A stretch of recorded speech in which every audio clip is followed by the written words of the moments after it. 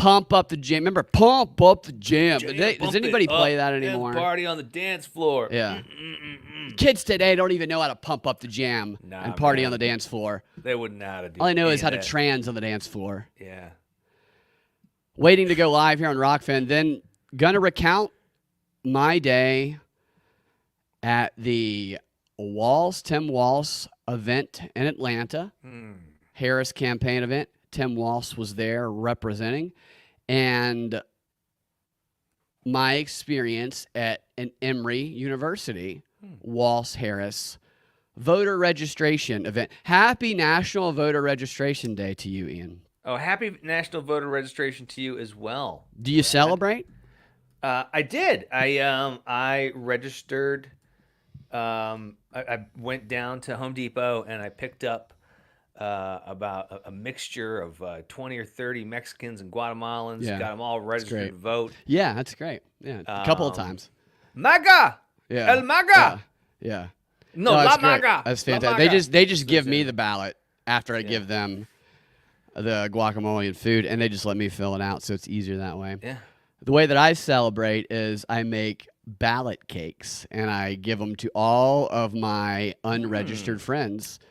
And I said, you can't have your cake and eat it too. Get registered, and then they get the cake. And this is really, it's a positive thing to get people registered, if and only if you know they're going to vote the way you want them to vote, which is how voter registration works. Totally how it works. If you're not, if somebody's like, hey, are you registered to vote? And on one of these door knocking campaigns, and you're like, no, I'm not. And they're like, have you thought about getting registered and supporting Harris? And they're like, well, I kind of lean Chase Oliver. And then they go, okay, we'll talk to you later, you piece of shit. And then they like walk away. That's how it works. You piece of shit. Piece of shit. And they firebomb their house later. So happy, coincidentally, today also happens to be National Bisexual Day. So happy National Bisexual Day if you happen to celebrate. I do celebrate. What do you do? Well, what I did on National Bisexual Day is I celebrated by going down to a Walz event on National Voter Registration Day with my friend, who is a guy, dressed in drag, presumably to everybody watching, was a trans female. I won't say who the person is. They can come on and tell us if they like to. But it was an interesting experiment. Okay. This person was not a caricature of a trans-looking person. This was somebody who was expressing their truest self. Their truest self. At moments I wept at how sometimes, you know somebody for so long, and then in one moment, you see their truest self when they're trans. And all of the other barriers fall down. This person was not being over the top. So the way that I was comparing it on the way home, and this is important for the story about what happened to us today. I know a handful of stand-up comedians who are trans females. And a couple of them are big, bulking guys. And they obviously have never done makeup before in their life or coordinated an outfit because their trans female persona. So wait, I got to stop you here because this is the second time you've done it. What? You keep saying trans female. I get it confused. Brad, say it's trans woman, but they're just females. There's no such thing as trans female. Sorry. Yeah, that's bigoted. Okay. So it's a female that used to be a male, still a male biologically. It can get confusing. It's their gender that's trans. Thank you. You have so much. You're like a dictionary of trans knowledge. Yeah. I'm a dictionary, a an vaginal of trans knowledge, a thesaurus, a butthole of trans knowledge, total, whatever, a meat hatchet of trans knowledge. Yeah, over there, because that really can be depending on. Yeah, all right. So these women, biologically males, did not know fashion, but that is how they felt. And they were not dicks, They never got mad at people for misgendering, and they were very cool. And it was just off-putting because it was like a guy trying to dress like a girl who doesn't know how to do makeup or put outfits together. And so these women would go places, I imagine, and people would see them and they would be very uncomfortable. And I never saw them call anybody out for that, like you see oftentimes in politics in the news. The point is, my friend today did not look like that. My friend today actually looked like a very rather conservatively dressed female with nice hair, makeup looked nice. It was not an over-the-top caricature. They come in all sizes, yes. flavors. It was actually a believable, very believable trans character that you would see in the real world. And it was interesting the way that type of person affected many, many progressives that we spent time around today who apparently, I can only assume, had never actually been around someone who was a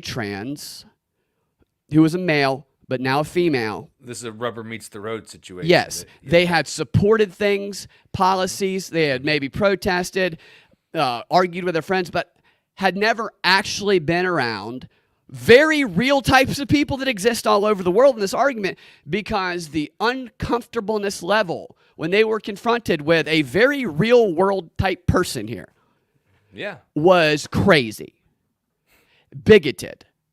And the only people who did not treat our friend like total trash were the Trump supporters. Wow. Wow, what has happened to the world? When the Nazis didn't bat an nice eye. It was crazy. We will help you cross the street. The trans, I support the trans community, progressives, Kamala, students at Emory and professors at Emory crossed to the other side of the street and looked at us with disgust at our friend. Every single one. It was wild. I mean, it got to a point where I was like, this is actually, it made me think about the person we talked, the comedians that we know that have done that. Now, that's their choice to do that. Right. But, like, if they are reacting to this person in this way, then the way they must be reacting to these other people who don't have a sense of fashion and style, who are still learning that, they must treat them like absolute vermin. And yet these are the progressives that are the party of LGBT trans, and yet only in playtime, I guess, because I said, look, we are going to, I was like, friend, if he wants to come on and talk about it, can.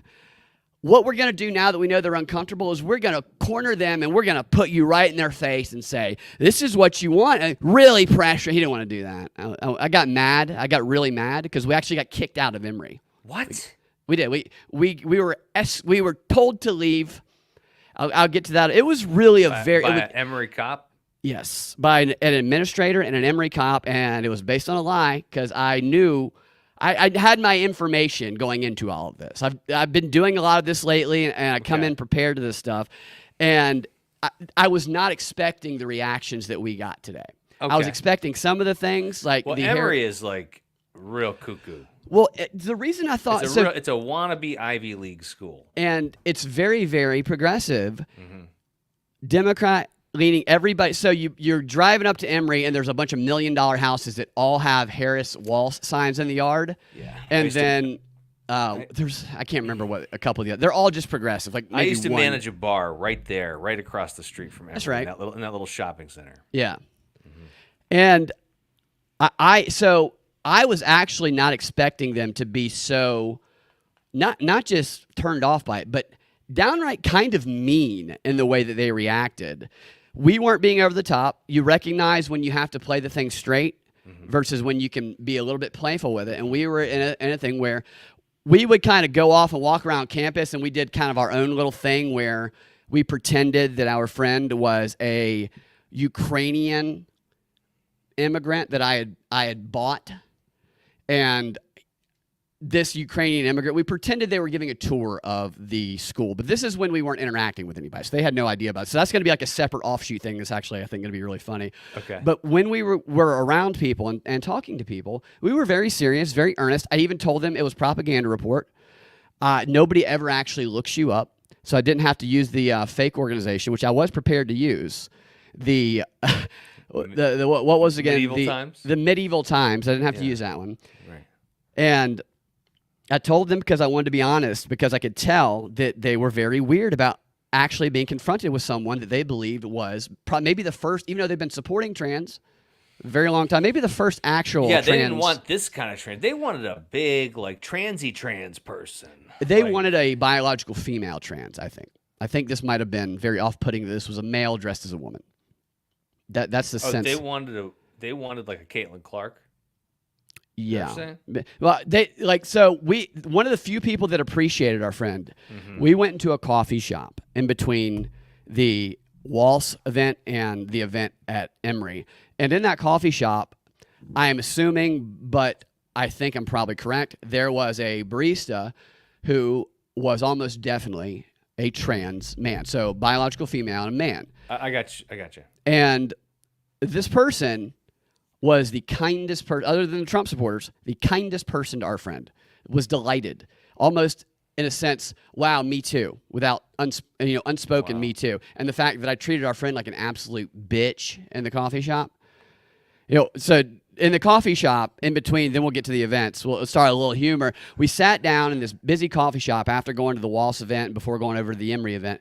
And our friend, dressed as a very pretty lady, sitting across the table from me, and I'm sitting there, and there is somebody sitting, the table's very close, an Asian girl sitting right to my left, and a blonde lady a little bit over to on the other side on the left. And so just every now and then while we're eating, I would just quietly lean in to our friend, and I go, shut the fuck up, bitch. Or I go, you think that swimming pool's free?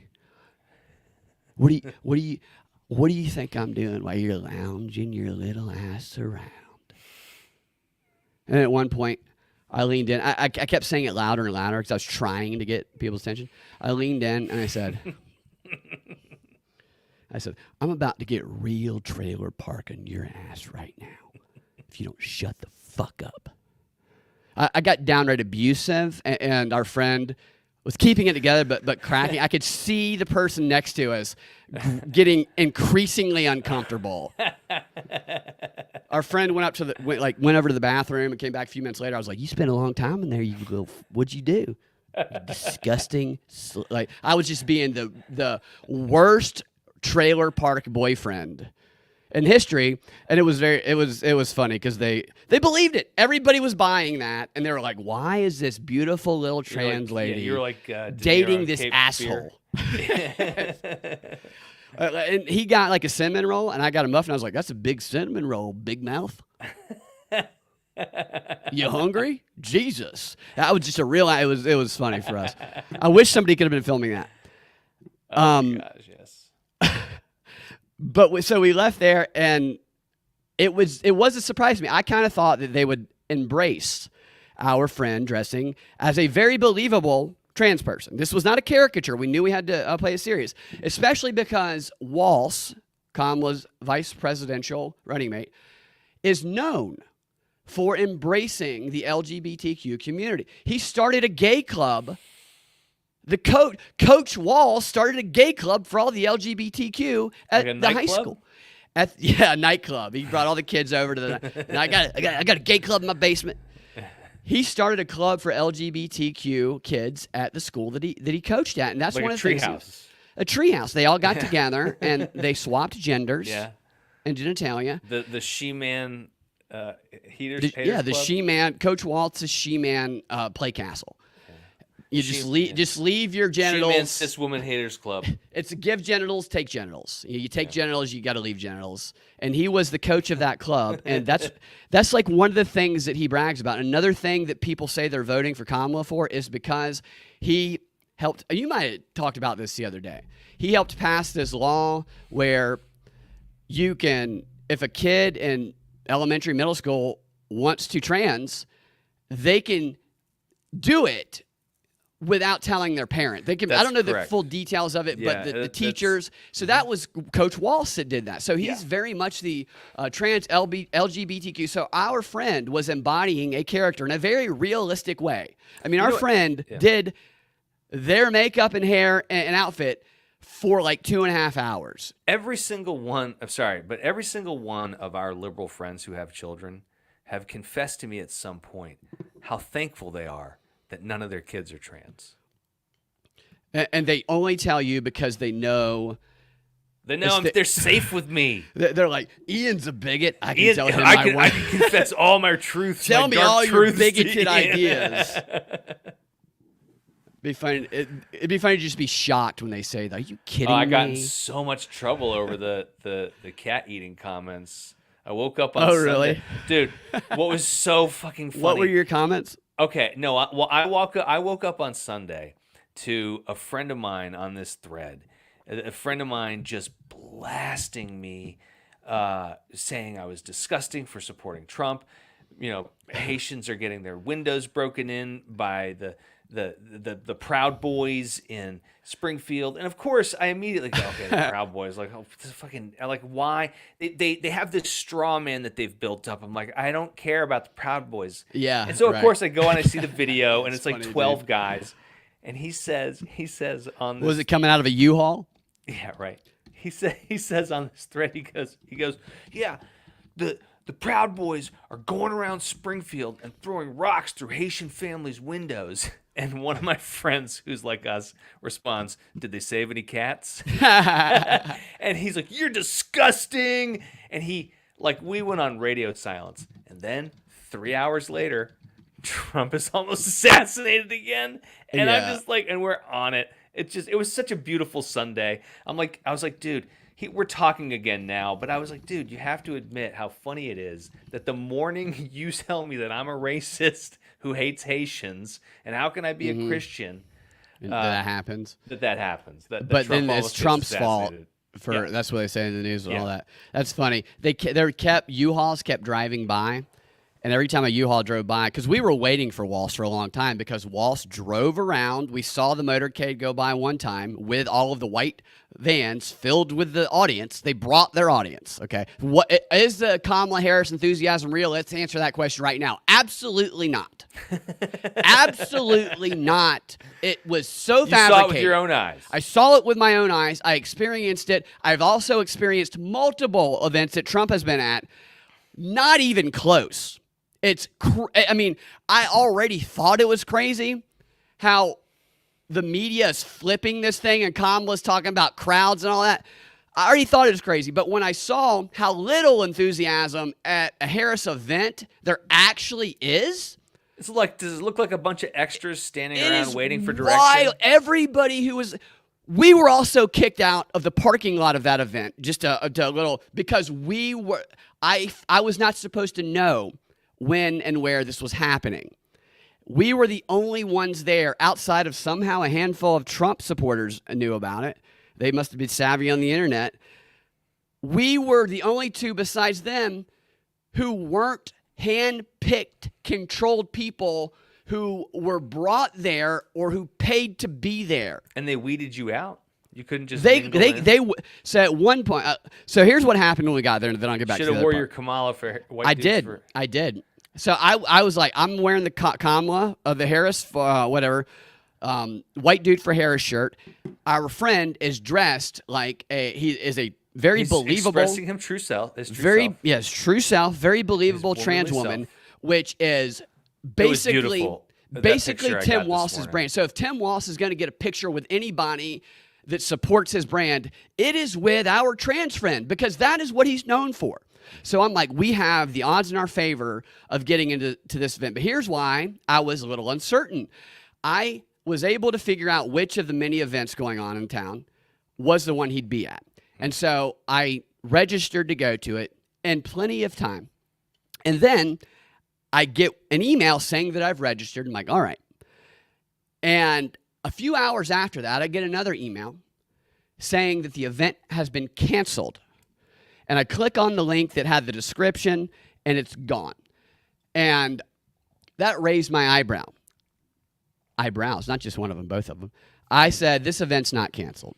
Like that? I am not approved to go to this event, is what happened. And then I started doing some more searching. I took some of the hashtags and some of I'd saved all of I'd archived all of the information I knew about it from the AJC, and I used some of the hashtags and whatnot. And I found a couple of Georgia Tech Instagram pages that I don't know what it's called, when you can like hover over the profile picture of an Instagram account and it like shows a different picture than everything else, like a secret. It was a secret picture to me because I didn't see it at first.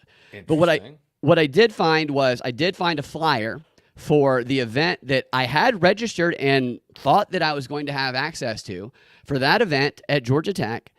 Just Georgia Tech, not a specific location. We were still going to have to wander around. But I had identified the time between 1 and 2:30. I did that by looking to see when he was supposed to speak in Asheville, when he was supposed to land in Georgia, and recognizing the time and distance, and that he'd have to stay nearby, and that they were targeting young people in colleges, and that he's a white guy, not going to be going to the HBCUs. And I was like, it's Georgia Tech. And Georgia Tech was advertising a special guest from the DNC. I said, this is it. This is the event. And then they said the event was canceled. And I said, did they cancel the event because of the alleged assassination attempt? And then I looked it up. No, they did not. So they did not cancel the event. And so then I found the Instagram page. And after I searched all the comments on this Instagram page, because the post about the event said you need to register very quickly before seats fill up, and I click on that thing to register, and it says no longer accepting registration. So I'm like, this is just the appearance of being able to register for this event on both the Democrat Mobilize site and on the Instagram links to the actual event that's connected to Georgia Tech. But then I hovered over the picture, and something popped up that I hadn't seen, which was a message that said the event is at what's the name of that pizza place?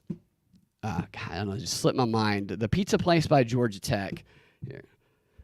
You guys will know this if you're from Georgia. Ian, you would know it too. Georgia Tech? It's actually right down the street from Relapse. It's Rocky Mountain Pizza. Oh, yeah. And it said in this little post hovering over the picture of one of these accounts that was organizing with the Democrats, Rocky Mountain Pizza is where the event is.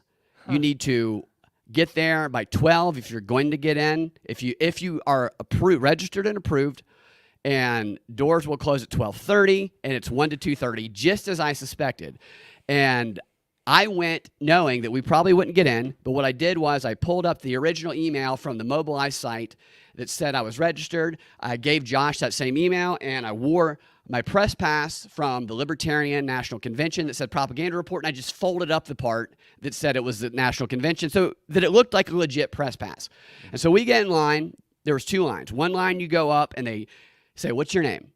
And as soon as I heard them asking people's names, I'm like, unless they're too afraid to kick out somebody with a white dude for Harris shirt who is with a trans chick, then we ain't getting in, was my thought. We get to the front of the line. And they had a list, of course, that they were. They did. They had a pre-chosen list. Looking and listening to the people in line, these were people who were very well vetted, and we were very out of place. And if not for the white dude for Harris and the fact that our friend was dressed like a woman, we might as well have gotten pounced on and our asses beaten by the cops, honestly. Because we were not supposed to be where we were. We got right up to the door. You know that back parking lot of that pizza joint where you can walk in? That's where they had the lines going. And we get up to the person check-in. They said, what's your name? I told them my name, and they were like, we don't. And they go, are you press? I said, yeah, I'm press. And they asked, and I told them on it, instead of telling them the thing from last time, the Medieval Times, I was going to be honest with them. And because that felt like the smart thing to do. The Medieval Times, I think they would have recognized too easily because they were so serious. And I said, I'm with the propaganda report, and here's my press pass, which is it is a legit press pass just for another event. Sure. And they said, we don't see you on here. I said, but I also registered for a ticket. And I showed them the thing, which I knew it wasn't an official ticket. It was a screenshot I took from that first email. And they go, can you guys step aside? Can you guys step out of line, step aside? And so they made me and our friend step over to the right while they kept the line moving. And it was not a super long line. There was not very many people in that line. Most of the people were bussed in. I saw it with my own eyes. They had us stand over there for a minute, and somebody comes out and they go, so you're press, and who are you with? And knowing full well that they could look it up in that moment when I said I'm with the propaganda report, and they could find my Twitter account that would probably show up at the top that has a photo of me in the car and Josh taking a picture of me going, white dude for Harris shirt, gonna go see if we can get into the Walz event. They could instantly have discovered what we were trying to do. Sure. But I didn't think they would do that. I thought they would, and I was right, because I could see the guy on his phone. He did not look any of that up. We just looked in his own little, like, I don't see you on this list. Did you? They said, who did you talk to? And I said, do you remember who I talked to? Because I didn't. I was like, was it Eugene? We just started saying names. I said, Eugene or Roger or, Sebastian. I can't. Is there a Sebastian? Somebody starts with an S. And they were like, oh, is it? So I was like, yeah, it's that person. And so then they bring out another person. There's two people trying to deal with this for us, saying, no, we just don't see you. But you said you also have this pass. I said, yeah, here's this pass that said we're registered. And Josh had mine. I just emailed Josh my same one. He's showing him. He's like, we both got passes. I just revealed who was playing the character. We both got passes. And at this point, I'm like, there's no way we're getting in. But more and more people. So almost there, it's like their entire security, by the time we were done with this, was outside trying to figure us out. Oh, my God. It was like 7 of them. And at one point, they said, we can't let you in. They were this blunt. We can't let you in with press. Only the press that we approve. That we have an approved press list, and you guys are not on it. The AJC, the person who goes on the bus tour, and I saw the AJC rider get off the bus with him. I knew he'd be there. The guy who never tells the details of the time. The guy who this guy, Greg Blumenthal, whatever the hell his name is from the AJC, always reports Harris to be in town, Walz to be in town. The details are being kept a tight secret or no details revealed yet. And I always share, why don't you do some journalism, Greg, and tell us figure it out. People can protest. And so I figured it out this time, and Greg had posted in the AJC this morning another article, Walz to come speak in Atlanta, and all of the comments underneath it were Harris supporters going, it's Tuesday, can you tell us where it is? Because they wanted to go support. And I said, he's not going to tell you, because they keep it a tightly controlled secret, because she can't go off script, he can't go off script, and they need to, I gave my spiel, but I said, but I'll tell you, it's at the pizza joint by Georgia Tech. It's starting at 1. Here's the evidence. I was 100% correct. This is the journalism you're not getting from this cocksucker who I saw get off the bus with a Harris team. You know what? And Brad, I got to interrupt. And this is why everyone should tip and subscribe to the show and whatever it is. I'm new to that part of it. I'm just here having fun. But damn it, Brad was digging through Instagram comments all damn day. I was dead set on finding out where this was. Holy shit, that's amazing, Brad. This guy. Thank you, everyone, for supporting this show. Ian. That's very kind. And thank you, everyone, for supporting the show, because Brad needs to do this. I mean, and honestly, come on, it's worth it, right? I mean, holy moly! I have to say, even though we got rejected, it was satisfying to me to be able to pinpoint when and where it was going to be, and be correct about it, and call this guy out, who is an AJC journalist, who is a frequent guest on MSNBC, who never gives the details of a rally, yet continues to say the groundswell of enthusiasm. Shut the fuck up, you lying cocksucker. And you know what I did when I saw that motherfucker, dude? I fucking hollered and heckled that motherfucker. I heckled his ass. I'll finish that story in a second, but ultimately, when we got booted, they made us go to the other side of the street, and they had a whole police barricade blocking us off. I have to say, most of the police officers and the Secret Service agents, we had about 4 plainclothes Secret Service agents come up and film us. Pretend one guy comes up and goes, "Hey, I'm with so-and-so. I just want to get y'all's comment." And this is a giant jacked black guy, jacked black guy, who obviously had never done a selfie type video before in his life because he was so terrible at it. And halfway through the sentence, I go, "I know you're a plain clothes Secret Service agent, dude." I said, "We're not retarded. I said, we're not. I go, dude, I'll be honest with you. We're journalists, but we're also trolling a little. He goes, at least you admit it. And I was like, oh, I told you. And then a few minutes later, some tattoo guy's behind us, and he's like, and I'm looking at this guy, and he says something to us, and our friend was holding the camera on me at that point, and when that guy said something to us, turned the camera towards this guy who I knew was a plainclothes fed. As soon as he walked behind us, they were following us, and I said, you plainclothes Secret Service? He goes, no, but I don't need a camera on me. I go, okay, well, you better take the ones down from the stoplights because they're all around, dude. That's what I said to him. And then this one cop in front of us who was like, don't make any sound. Don't make any sound. I'd just be like, hey, dude, what do you think? Why was he saying that to you? No, he wasn't saying that. He had this. I was trying to make this. Breathe wrong, buddy. There was some. Most of the cops were in good shape. There was one cop who was like, oh, we're out of cops. How about that fat guy and the Dunkin' Donuts? Because there was like one guy who looked like he'd never run a mile in his life. Who, if, you know, it's just like, how did this guy get involved with all these jacked guys? But this one guy who was dead set on not reacting to anything that I did, I defeated him. Because by the end of it, he was laughing. But I would say, we go, hey, dude. Because he's like standing there. We're not allowed to cross the street. Once they kicked us out, they made us go to the other side of the street.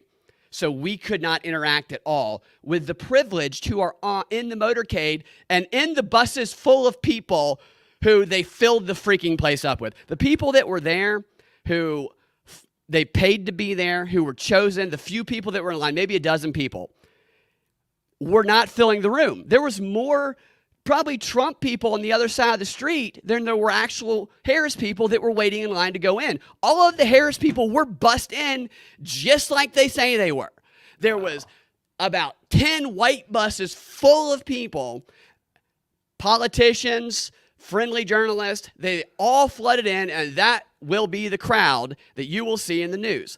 And one of those people was just who I thought it would be. It was the Greg guy from the AJC, and he's walking up and he's talking to people, and I saw his ass over the cops, you know, and I go, that's the dude. I knew he'd be here. That's the guy that never tells anybody shit. And I go, hey, Greg, great job, AJC. Great job on the details, you piece of shit. I just started heckling this guy, and the cop in front of me, he couldn't help.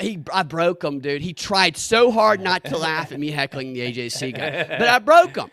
And I was like, dude, what do you think about the Stop Cop City protesters who showed up to the Capitol with ping pong balls, and they flooded the Capitol last week with ping pong balls because they don't want a training center that they demanded to be built after George Floyd. What do you think about that contradiction, dude? And he's like, I was like, you got an opinion, man. Come on.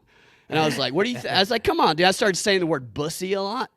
You know, because our friend was dressed like a woman. I was like, dude, they don't know nothing about that bussy. And this guy, we got the one cop, and we actually won over the plain clothes. They realized when we were joking around a lot that we weren't a threat when we started doing that. And so they loosened up a little bit. Yeah. And then they realized we're wasting our resources. At one point, a fucking drone was following us around. That's amazing. It's crazy.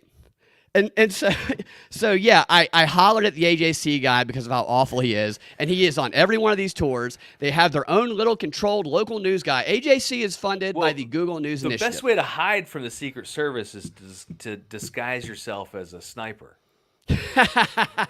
If you just dress up like a sniper, they just won't find you. Oh, so I did this too. I didn't bring my book bag in because, you know, the guy in Pennsylvania had a book bag. I don't want anybody thinking I had a book bag. But our friend, he had a purse. And I knew, because I've been to many of these events now, that if we were able to get in, that they would look through the purse. And so I had an idea from the last thing that I did, because I had some leftover props. I said, I have all of these penis straws, these black penis straws left over from the Dragon Con event, and all of these cock rings and some of these candy cock suckers. And you know what? Let's go ahead and throw the ball gag in your purse as well. And I stuffed all of that in the purse, hoping to God that we would get to the point where they said, okay, let us let us check, pat you down. And then they open his purse and they're like, ball gag, dick candy, cocksucker, cock ring. Because they couldn't at that point go, look at all these weird sex toys and then reject them. You can't do it at that point. You can reject people for other reasons, but not because they got a freak purse. That's true. I want to make sure every one of those cocksuckers is back in that purse. I'll know if you guys tried to take one. Right. No, I see. I wanted so bad. My dream, I knew it probably wouldn't happen, was to be able to offer Coach Walz a cocksucker, a black penis straw. Oh, my gosh. And get a photo taken with him with a ball gag in my mouth. I imagined being like, hey, my friend had the courage to become trans because of you. Would you mind? It would just make her life if you do a photo. And he's like, yeah. And he comes over and like right before the photo, I'm just like, and I put that like ball gag in. That was my dream scenario that I knew wouldn't happen. But we didn't even get even close to that because going back to waiting in line, one person, two person, three people, and they're just trying to figure out how the fuck we even knew when and where this was happening.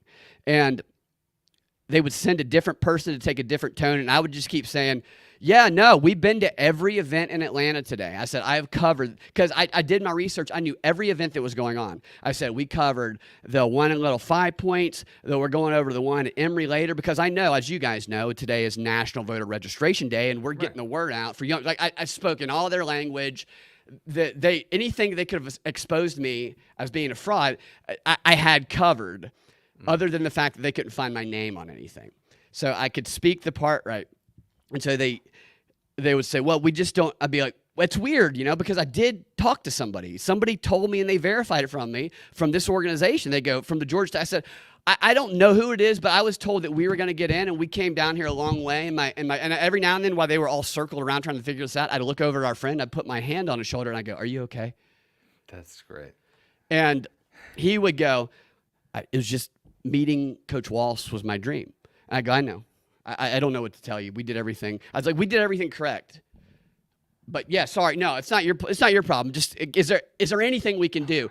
And then eventually, like they go, okay, well, if you put your camera rig down, because I had a camera rig, and you just because there's no press except the press that we choose, and that's what they told us. And I said, yeah, I'll do that. Which I was still going to do the audio, and I was still going to do all the same stuff. And they said, you can go get back in line and just go in not as press, but instead just as using that registration thing, which was not, still, that also wasn't valid. Sure. But they were just confused. And then we were about to go do that. And then somebody else came out and they said, no, we just got another message. Because they all were trying to figure out if we were there to be subversive, which we were. Sure. Which we were. And so they came out and said, actually, no, somebody told us we can't let you do either. Yeah, said, they contacted Google and they found out Google, who you were, Brad. Maybe that was the thing. He said, we can't do any of it. And I said, wait, even if I go put all my stuff up, you won't let us in? I was like, we came a long way, and our friend is playing the part well. He's just so devastated.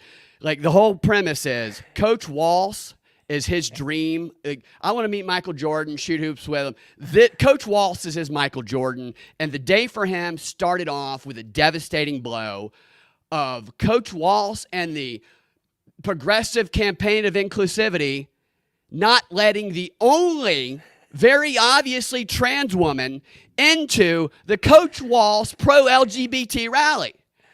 And then when they said we can't do it, they then had the 6 people who had been dealing with us, and I was working them well, dude. I knew that this was going to happen, so I had an answer for everything. They all go inside, and they sent out the closer guy, and this guy comes out, and he goes, we can't do it. And I could tell he was agitated.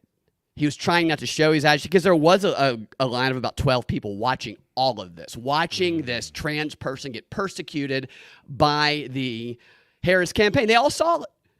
And he said, they can't do it. You're not on the list. I said, well, he said, no, we dictate who comes in and out. And I was like, okay, man. I was like, and there's nothing we could go. So I go, fine. I guess we'll leave. And I started getting a little snippy. I was like, I'm sorry. I'm sorry. And he's like, yeah. He's all pissy. And then he walks in. So we walk out. I said, before we walked out, I said, can we talk to the people in line here and ask them? We're trying to get out word for Harris. and get voters registered. And he goes, no, this is private property. You can't talk to any of them. They can't talk to you. So they were in control of the people in line. And I think that they were. They can't talk to you. Because they were there on some sort of obligation to the Herod. This is what I'm talking about when I say every person there is controlled. They legitimately could not talk to us because they had to follow this guy's rules. So when he walked in, we started to walk out, and I could see in my peripheral that as this little interaction, because we had all of their resources focused on us, I could see one plainclothes Secret Service agent move over into our line of vision. Another cop with his gear on move. I saw three obviously cops, one plainclothes, move over to all keep an eye on us, because at this point we were a problem. And so when we walk away very calmly, and as we're walking away, I'm going, Harris Walz not letting us in because she's trans. Unbelievable. Unbelievable. Can you believe that? I'd say, can you believe that? We're not being let in. I said, I have a press pass. I would show them my fake press pass. Look. Because of the way she looks. I thought this was so stuff like that. So then that's when we went across. We went around and across the street, and as we did that, we were being followed, obviously followed, and that's when we posted up on this other area and they put this perimeter of motorcycles. It was funny because all these tech students have scooters. I talked about this the other day. Oh, yeah. We saw scooter after scooter, and what these kids do is they put on their headphones, their wireless headphones, and they get on their scooter, and they just go off to another world. Never mind any of the traffic signals or anything else going on the road, blowing through stoplights left and right. And at one point, when this police barrier was set up, this one kid with his head down and wireless headphones on, not paying attention to fucking anything, just blows through right into the middle of the police barricade, which they would not let anybody walk into, and every cop there went, hey, hey, hey. I thought they were going to blow the kid's head off. They started screaming, and the kid, it even took him a minute because he was blasting Taylor Swift in his headphones or something. He's like, what? And this kid just woke up from a zombified state and was surrounded by police officers. And one cop goes, blue lights mean stop. And I'm going, red means stop. Blue lights behind a car. It's a little confusing. I said this to the cop standing in front of me. I was like, I think he's confused. You need to be clearer about that. And then they yelled at the kid. I thought they were going to pin him on the ground. And then they let him go back. And a lady, and this shows what the Harris campaign, how they actually think about, or they don't think about people. A lady came out of work because there's it was across from Relapse, where all of those little shops are, like a Chinese restaurant and all that, and a gym. A lady came out of her job, is a black lady, and she goes to cross the street, and they go, ma'am. They can't ever just say ma'am. They have to scream in their face, ma'am. And she's like, what? She had because nobody knew that this event was going on. Nobody knew what was going on at this pizza joint except for us and the people there. Right. Okay. And so when they are trying to just go on with their everyday business, they parked there not knowing they would not be able to leave for hours. They parked there not knowing they were not going to get they were going to get scolded by police officers. That sucks, dude. They had no idea. So this trapped lady, there. Their absolutely car's trapped there. She was there the whole time, and she went out, and they said you can't cross, and she's like, what? She goes, I have to pick up my baby, and they would not let her leave, and she was there after we left because I knew to park out of the perimeter. So we parked in a way after we knew that the whole Walz thing was over. We walked left and went to Emory, but that lady could not leave because she had parked right in the zone of protection. And so I started saying to Josh when we were recording it, our friend, may or may not be named that, I started saying this poor woman, you think her she's still baby. Vote Kamala? She that's what I was. She's probably a Kamala voter. I said, this poor woman's baby or toddler sitting over there on the sidewalk on the other side of this police barricade, probably getting molested by Tim Walz, and she can't do anything about it. It's probably, by the time she picks him up, it's going to be a little girl. It's exactly. Exactly. Man, I had all these questions too. Snip, snap, snap.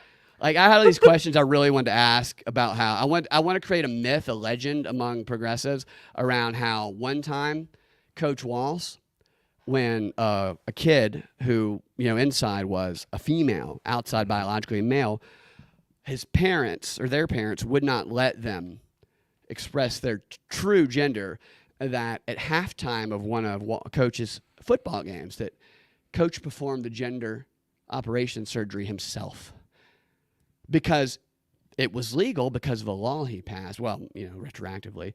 And I wanted to present stuff like that as though it was legendary and epic. Like it was great. Like, the one time they came back from down 2 scores after performing gender transition surgery with his mouth alone. But we didn't get the opportunity to because they kept us away. We did talk to a few people, and what was really interesting, besides the fact that there was no enthusiasm, it was all fake, that we were kept as far away from Walz as possible. Walz, when he got here, we saw the barricade, the motorcade go through and turn the opposite way, and people were like, "Where's he going?" And I've you watch some of this enough and you know what's going on. I said they're going to go film locations because they're here for a very brief period of time, and this is a major swing area. They're going to get footage of him probably in front of Georgia Tech's football stadium, probably in the background of Atlanta, and they're creating an ad. And a few minutes later, somebody came over. Oh, they're over shooting, filming some footage. I was like, I told you. I pointed at one of the plainclothes agents. I said, I told you, dude. And he was like, oh, yeah. Which that guy got really pissed when we filmed him. We pointed at the camera. Don't film me. He's like, whatever. Yeah, that's the guy I was talking about earlier. So they're filming that over there. And so I started telling people, I was like, Walz is late. He was at Magic City. I was telling people that came by, they're like, what's going on? I'm like, we're all waiting here for Tim Walz because instead of coming straight here to talk to the young people, he had to go test out Magic City and then go over to Claremont to see if Blondie could smash his head like she does a beer can. And here we are. She can't get to her baby over there because Tim Walz has a 70-year-old blonde tit fetish. I was like saying shit like that to people. That's crazy that they would do that to somebody. It is crazy. It's wild. They didn't give a shit, dude. They did not give a shit. It was so controlled.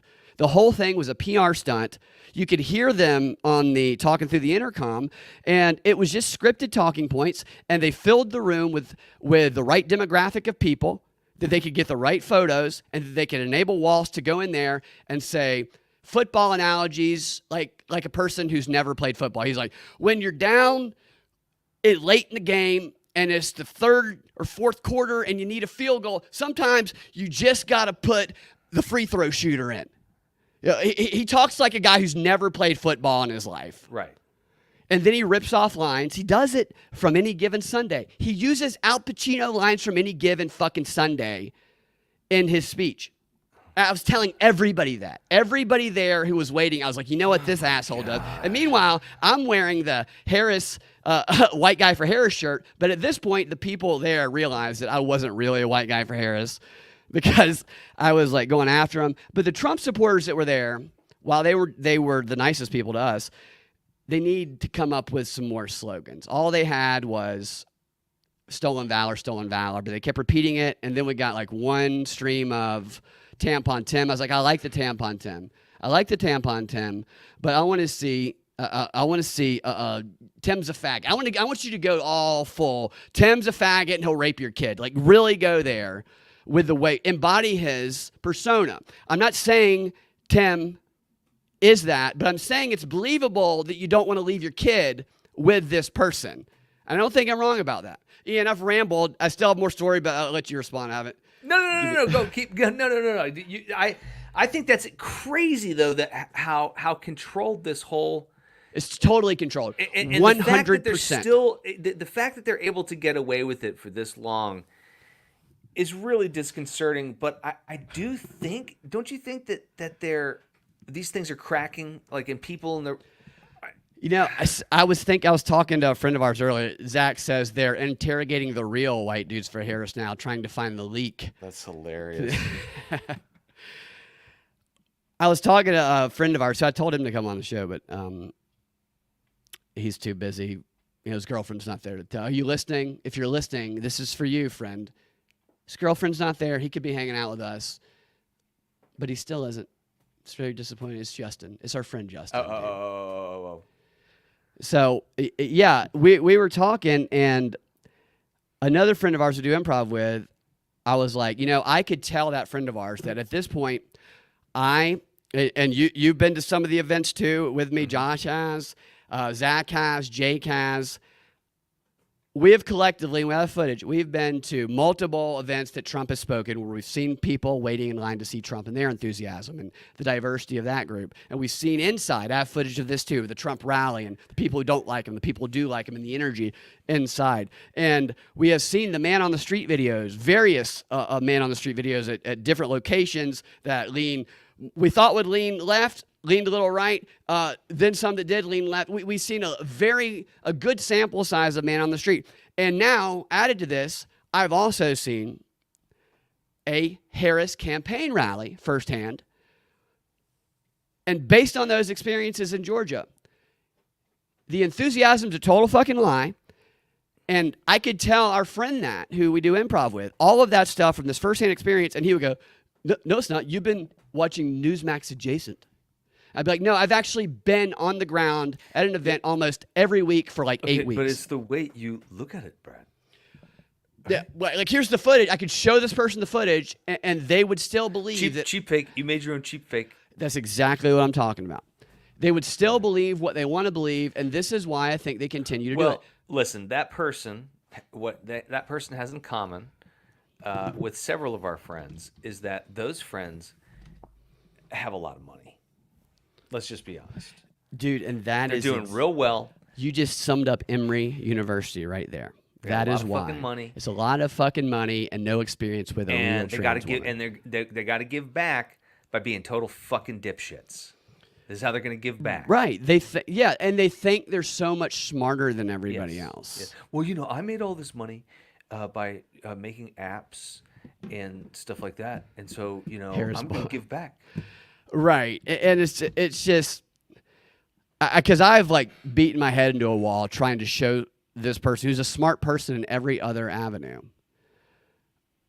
that what he believes is completely false because this evidence and that evidence, which I actually have researched for a long time, and I don't claim to be any expert on it, but I know that I have at least looked into this, and I have shown this evidence, and it has just been completely dismissed and minimized immediately, despite the fact that it is dependent on the belief that's being argued. This person said to me one time, because we were talking, I'm like, it's very divisive online, but when you get around here and you talk to people, most people get along. Most people have, we agree on some things, but nobody really gets mad at each other. And he stopped me and he goes, you don't think there's actually a problem with most normal Americans and the white Christian nationalists that are taking over this country? I'm like, that's not even a real thing. Not a thing. I know what you read. Yeah. Because I read the thing that he only read the headline of. And the headline is the growing white Christian nationalism threat, which was what whoever paid for that study wanted it to be. There is a great Bill Hicks bit. What Chris and these guys, Thank you, Tony. Chris is a little bit younger than me. And you're just a little bit younger than me, but we're the same age essentially. But I think I'm still this much older than you. I remember when CNN first hit. Okay, I was probably 16, 17 years old. That's when it became a big thing. Yeah, and a term came out of that called the CNN effect. Because it was a 24-hour news cycle, and they would say, people are suffering from this CNN effect. This is growing anxiety. It's called the CNN effect. Right? Yeah, right. 24-hour news kind of launch, yeah, right? Yeah, and Bill Hicks had this great bit where he would, be like, you turn on CNN, it's famine, disease, death, war, famine, disease, death, war. And then he opens up his curtain, and there's nothing happening outside on the street. Right? Exactly, dude. And that's exactly, still there. We're still there. We are 100% there. That perfectly explains the way that they know groups of people will react. It doesn't matter that somebody that they might trust in with their life even in other context, they believe that I have been misguided by right-wing propaganda because they've literally expressed this about me and another friend of ours. I'm like, I don't even look at that news you're saying. They're also engaging in something called mirror politics, which is something I just recently kind of stumbled upon. Are you familiar with this? I heard that term. What does it mean? So The projection. projection, effect, yeah. Essentially, it's we're doing the thing that we're accusing you of doing, Yeah. but they're doing it super hard, and they're doing it in a really interesting way. I know I'm not the first person to observe this, but they are building this. They are becoming the straw man of Trump that they are creating. They're emulating. Absolutely. Right, and it's really scary to watch. How effective it is, man, because it's not true. It's not true. I don't care if you don't like Trump, if you hate Trump. I can tell you what the media is telling you about the enthusiasm for Kamala here in Georgia, which is one of the major states they focus on. It is not true. There is a ton of enthusiasm for Trump of many, many races, and there is almost no enthusiasm for Kamala. So I've asked so many people, Trump or Kamala, Trump or Kamala. Most have said Trump, even at events you wouldn't expect it. And then I follow up with why. Why do you like Kamala instead? And what is their answer every time? She's a woman. She's not black. Trump. She's not. Oh, she's not Trump. That's yeah, the most predominant That's answer. the most predominant. And with one for Trump, sure. why Trump? They don't even mention Kamala. They mention the way that the feeling of empowerment. They feel pride in themselves. People understand. People understand. No taxes on tips or overtime. They don't understand. No one should spend more than 7% of their income on childcare. What the fuck does this mean? Let's give them more child tax credits from Kamala. Right? You're like, exactly. What does it mean? Yeah, I don't understand. What's this what's an opportunity economy? It's bullshit. It's a bullshit glittering generality that is designed to appeal to the youngest and dumbest people for the same reason they keep talking about Dick Cheney. And I asked this guy, so this Trump guy who we talked to this kid for 15 minutes. The whole time he believed that I was a white dude for Harris and that our friend was a trans female. Love it. And he came over, and I think he came over to talk to us, to come over and ask what we're doing. He was very polite.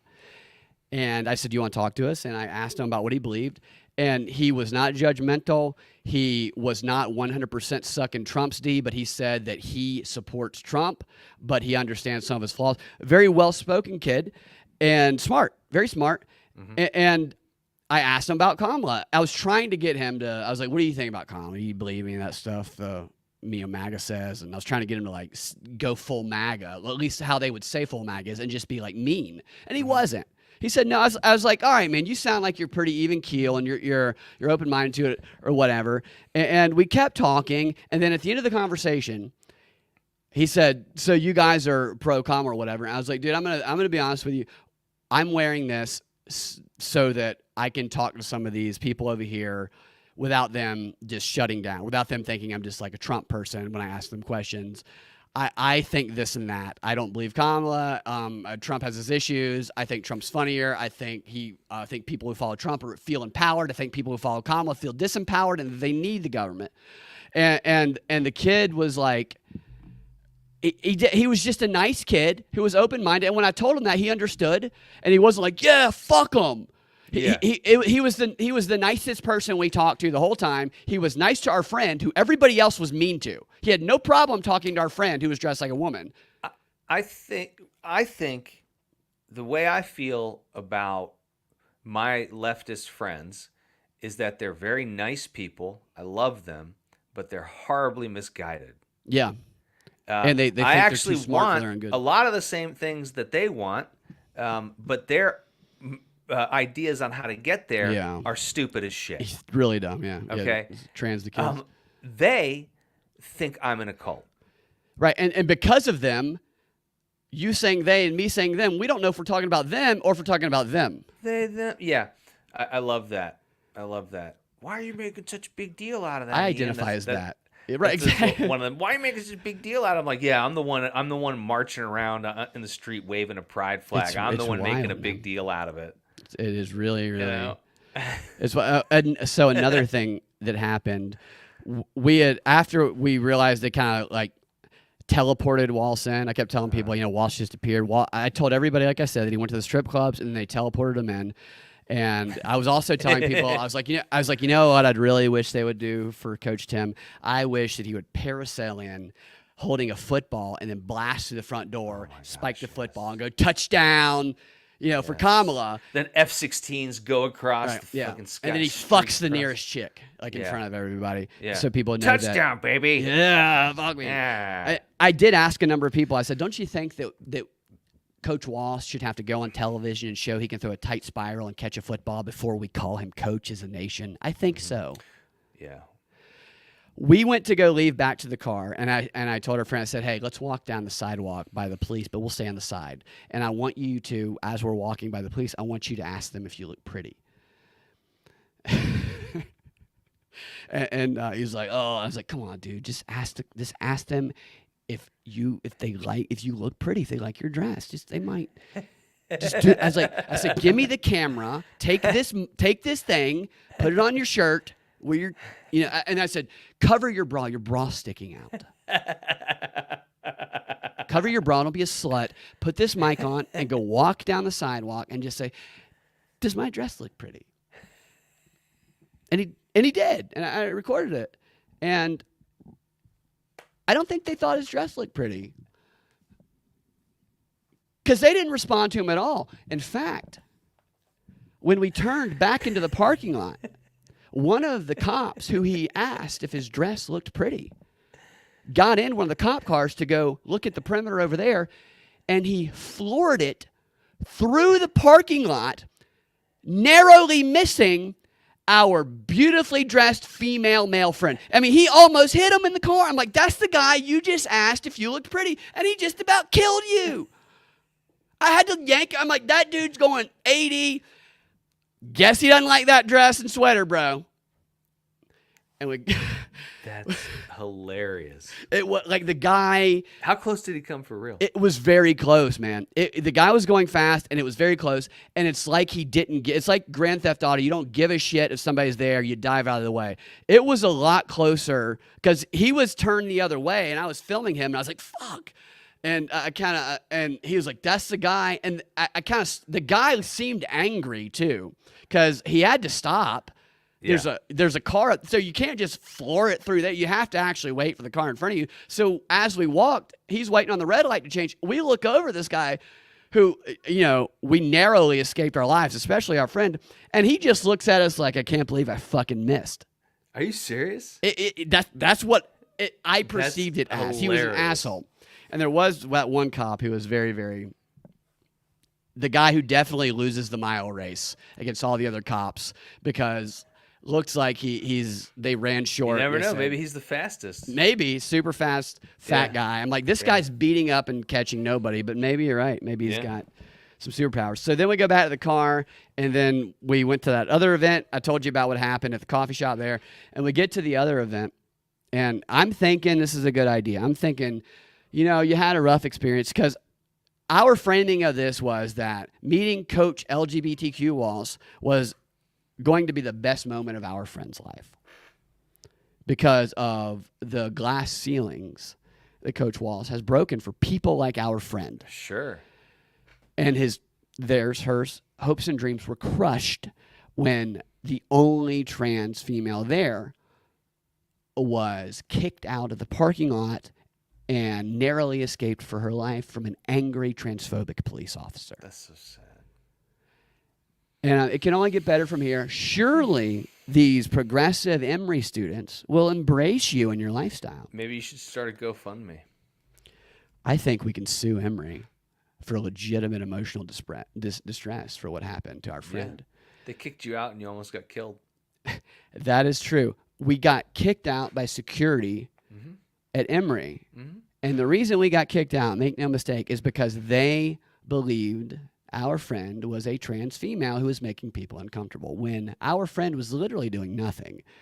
We got existing. Just existing. They fucked around and found out when it comes to embracing the inclusivity of trans. I said, here's a trans, embrace away, and not one fucking person there. Not one embrace. Embraced. Not one. We started there. We walked around. We kind of felt. That's the way you and I did it. The way that I usually do it is we feel it out. We find an area where there's people, and then just pretend to be doing a newscast. Yep. Blah blah blah. Here we are. We're going to be asking people this question, and the people who want to talk to you look at you, and they come over and talk to you. Yeah. It's hilarious. Nobody came over and talked to us at this place. In fact, a number of times I sent our friend, there was a guy just doing a wheelie on the bicycle across the whole, like driving through crowds. I'm like, why is the guy doing wheelies? Who's he trying to impress? And our friend starts going, he goes, that's very, very genuine. He goes, that's very impressive. And the person looked at him and stopped wheeling for a second. Like, what'd you say? And he goes, that's very impressive what you do with a bike. And the kid looked at our friend with disgust and sped off in the opposite direction and started wheeling again. And I was like, I don't think that kid likes you. And then we'd be walking and we're just talking to each other. We realized we had to be grounded. We could not be over the top in this environment. And we're just walking and we're looking around at the sights at this point. And I started to notice that when people got within about 10 feet of us and our cross-dressing friend, they crossed the street like we were black dudes in the south side of Chicago walking up the sidewalk. And I was like, did you notice that? And then I started looking at their eyes.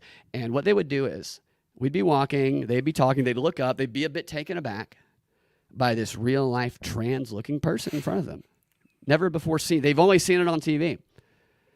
And they would do an up and down, and then they would look at my white dudes for hair shirt, which some of them very much appreciated until they saw that I had a trans female cinematographer. At one point, I went off in the middle of the quad saying, has nobody here ever seen a trans female photographer? Has nobody at Emory ever seen this? Yeah, take a look.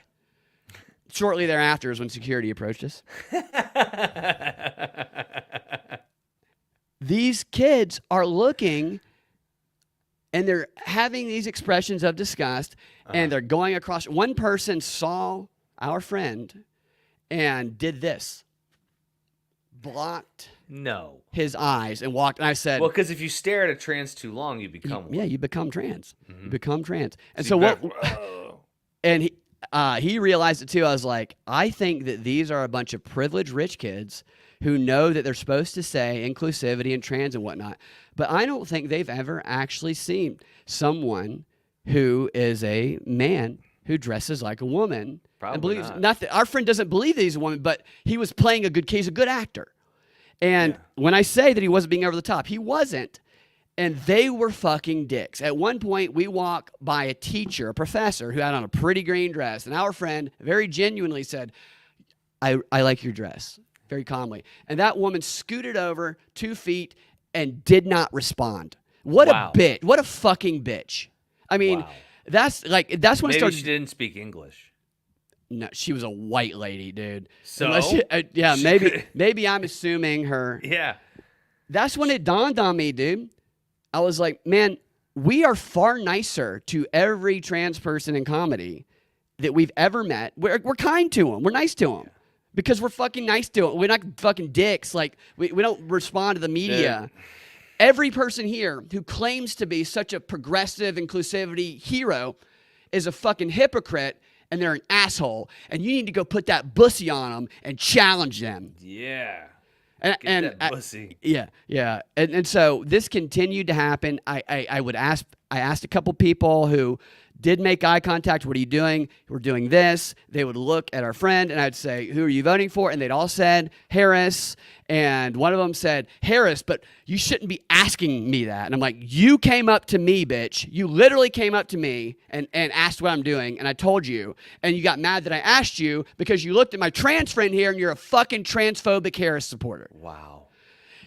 We went up, so we ended this whole fucking, I know I'm missing some of the details, but we don't have forever, but we ended this thing by walking back to the quad area. And when we got there, it was fantastic because there was a long line of people, and I said, let's go get in that line. The reason I wanted to get in that line is because the woman who was behind the table that people were walking up to, she had on a shirt that said, gender is a social construct. And I said, we need you talking to her. We need you two together having a conversation. And so we waited in line. And I was like, what are we in line for? And they said, oh, this is a sex health it's like an event. So we found ourselves in a sex health awareness event with our friend dressed as a female, and the woman running it wearing a shirt that says gender is a social construct. And we started to notice that while we were in line, the kids in front of us were acting like they're doing selfies. They were taking pictures of our You know what else is a social construct? Traffic lights. And they work for a reason. You know, this Yeah, whole right, thing- exactly. You know, this is a social construct, or words are made up. Yeah, they're made up, and then they're assigned specific meanings, and we make them up so that we don't have to just talk about say the definition. Exactly. I hate it. I hate it so much. She was one of the rare people at Emory who was not a complete and total bitch to us. When we got up to that person, it was kind of busy because I don't know what they were doing, but they were, I think, giving condoms. I don't know what it was. I just started saying, I hope they give us morning after pills. And our friend was like, a friend goes, are you going to get some contraceptives and jerk off? I said, I love jerking off and taking morning after pills. Yes, of course. So we were like doing a conversation like that the whole time, and he's wearing this dress, and people are looking at us, and we get up there, and we tried to get her. I told him, I said, go up to her and just tell her you're from the medieval times. We did use the medieval times on this one. And you would like to support what she's doing by giving some exposure to the audience, to help for the vote. And she said, well, we're busy right now. We can talk to you after. We would have to stay for hours. And we had gotten kicked out by the time we would have never made it. But that was the one nice person. So what we did then was we went to the table that we actually came for, which was the voter registration event, which started a little late. But it was very clear what was going on, and I'd signed up for it, had every right to be there. We went over there, and I did not put the camera on them. I did have it recording to get some audio. And I went up to the girl in charge, and I said, hey, you guys are doing the voter registration event. And she said, yeah. And she was fine when she was looking at me. And she looks over at my cinematographer, my trans female cinematographer. Trans female is breaking and glass her ceilings. attitude changed a little bit with the Really? bussy, that bussy. And she looked back at me, and I said, could we talk to you about what techniques y'all are using to get young people registered and excited to vote? A very valid question for this environment. And she said, what is this? And I was honest, because I said, we're the propaganda report. I knew she was a Karen and would look at my badge. And she said, where's it going to be? I said, it's going to be on podcast apps. It's going to be on the socials, YouTube, whatnot. And she kept shifting her eyes over to our friend and my camera person. And she goes, I don't think so. No. She said, you can talk to people out here, but people behind this table. And I was like, I registered. She's like, no, we can't we're not going to do that. And so we walked away. And after that, I was pissed. So here's what happened after that. I said, hey, come here. I said, whatever. I can't. Jocelyn is what we were. I said, Jocelyn, come here. Turn on the camera. I took the mic. And I said, something extraordinary. I said, this is propaganda report. Something extraordinary has happened today. We went to the Tim Walz event thinking that our friend here, my cinematographer, was going to get to meet her hero. Those dreams were crushed. And so we came over to Emory, where we thought we'd find like-minded people that would embrace her lifestyle, only to find that these progressives who promote inclusivity are bigots. And they have done nothing but and turn their nose down and treat my beautiful cinematographer, and I would throw the word bussy in every now and then, which she would get mad about. I would say, with a beautiful bussy. But I made a scene about it at that point, and people started looking at us. It started they're like, what's going on? I'm like, yeah, you got basically calling everybody transphobic. And this is when it got a little crazy, because then we started to walk away after that, and then like a group of black students came over. They're like, hey, what are you doing? I said, my friend here is just sad, very sad. And they're like, oh, why? I said, because she thinks that nobody here likes her because she's a Ukrainian immigrant. And they got real confused. And they walked away after that. Like, I feel like that was the one group that would have been okay with the trans. Sure. And then after that, the big giant black guy and the woman came over and said, do you have a press pass? I said, yes. I showed it to her. She goes, that's not the right one. I was like, why did you ask then? This is what I'm thinking. And then she goes, you can't be here. It's a private school. and you have that shirt on, you can't campaign. And in my head, I'm like, we're literally here at an event that is a Harris Walz voter registration event. So you're lying. The only reason you're kicking us out is because my friend is dressed in drag. And what I didn't do, but what I kind of wished I would have, is I wish I would have made that giant black security guard drag our drag dressed friend out by the hair so we could sue Emory for millions of dollars. And then we went home, and here he is. She.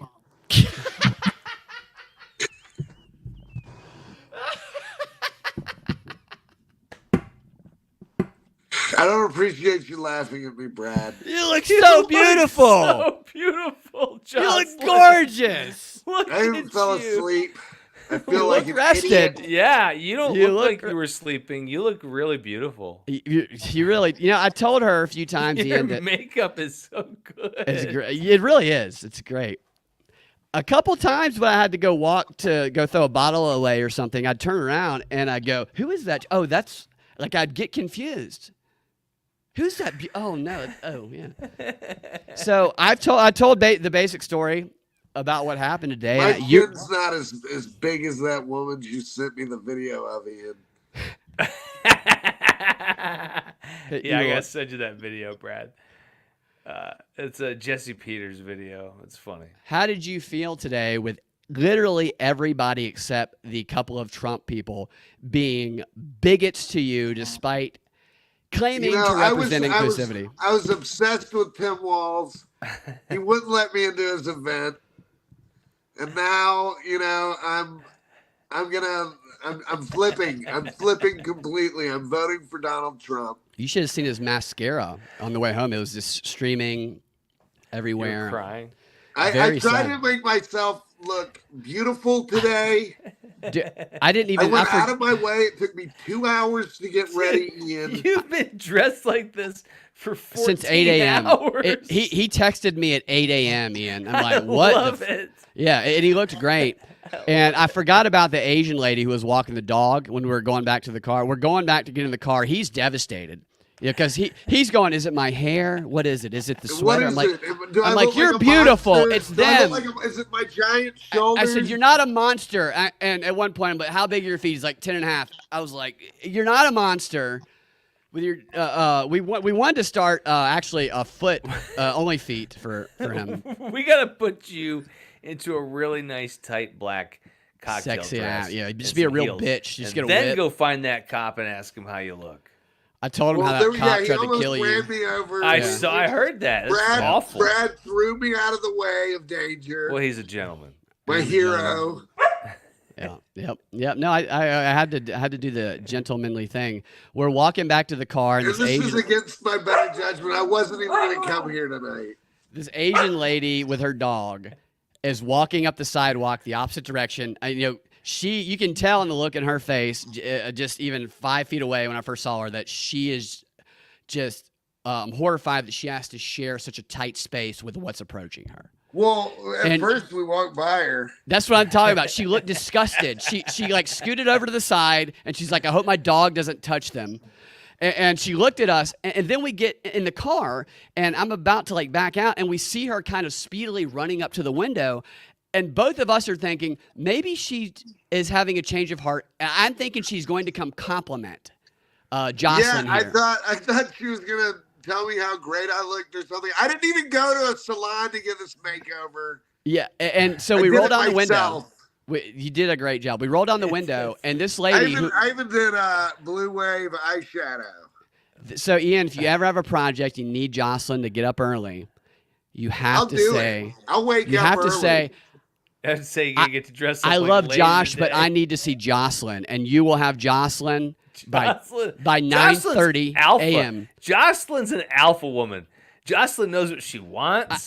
So look, Ian, I told Jocelyn, I said, Jocelyn, you know what I want to do? That's what I want. I said, you know what I want to do, Jocelyn? I think we should stick around here at Emory, and I think we need to show these students what they've done, and you need to start putting that bussy up on them and make them fucking find out. Brad, it's offensive.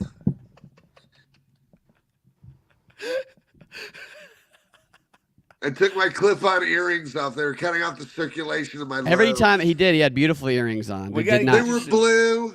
They were. Blue earrings to represent the Democrats. And that is the color he dressed color coordinated to be a Democrat. They destroyed my hopes and dreams. I'm never going to express myself again. What kind of shoes were you wearing? Sandals. I didn't wear heels, Ian. I didn't even care that his legs were that's Heels right. just service the patriarchy, which I'm all about now. Yeah. So you're gonna get some heels? Yeah. He did You're say gonna he start- thought about You're wearing gonna start heels. dressing a lot sexier. Yeah. The Asian lady, when we rolled down the window thinking we're getting a compliment for Jocelyn here, she goes, "Can you wait here? I want to go get my car and take your parking spot." She wanted our parking. She insulted us with her disgusted look, and then wanted us to wait there and give her our parking spot. Wow. I mean, is it my chin? Is my chin too big? It's not Brad? you. It's not you. No, It is them. It's the bigots. Very feminine. The Democrats. They're these I tried to look progressives so are lovely. contradiction and hypocrite. It's apparent on every level. On every level, they're full of shit. And these fucking rich liberals at this school got to meet a real life trans, and they Whoa, fucking let's not cowered. go too far. I mean, yeah, seriously, no, Josh. They got to meet someone expressing themselves. Jocelyn, I think it's. I'm sorry, I didn't mean to dead name you, Jocelyn. You are. The fact that you are here right now, you're just so brave. You were just.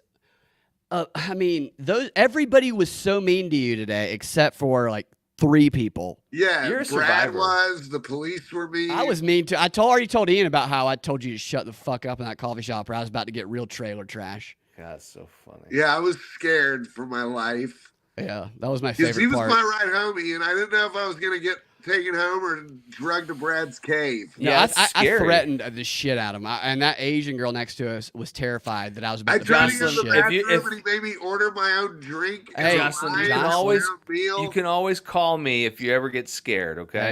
Hey, He made me Yeah. order myself. yeah. So he tells me what he wants and goes, "I'm gonna go to the bathroom." I was like, "I'm not gonna fucking order for you, dude." Brad, And he corrected me when I called him he in front of all the Emory students that were being very mean to him. Yeah. No, Josh was thinking about you were close to gender suicide today, weren't you? Yep. yeah, I'm never expressing myself. I again. think we need to get not a even lawsuit not even as going. the Yeah. other character. That's what I we're gonna play, sue. because they We're gonna treat sue me like- Emory. They You're treat gonna me just as bad when I do Donald Trump. Emotional distress. We would have got kicked out sooner with Trump, but I'm probably. never being a character actor again. I mean, it's crazy that people are going, "Oh, Ridgeway is showing up." Do you see on the comment here? It says, "Let me get in them digits." Grumpy Gnome wants to maybe get some of that bussy.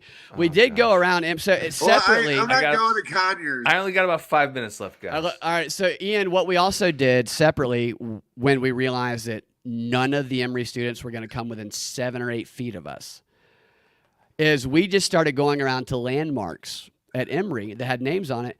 And as I said earlier, Jocelyn here was playing a Ukrainian immigrant that I bought online. And she was telling us the history. She was telling us the history of all this stuff, and There are so many beautiful locations inside of Emory. and her whole agenda was to tell us about Emory and its relation to her tragedy at Chernobyl. My whole agenda was to get her to be a little more sexy about it. My entire family was killed in Chernobyl I accident. gotta say that like you're getting low, like My you're getting. entire Yeah. family There you go. That's was better. killed in That's better. Chernobyl accident. Yeah, I go good. I go come here, and I'd have him read off of statue. I say read that, and he just read. I go no, like you're gonna swallow that with that bussy. Go. Yeah. And- You need to get something with animal print on it.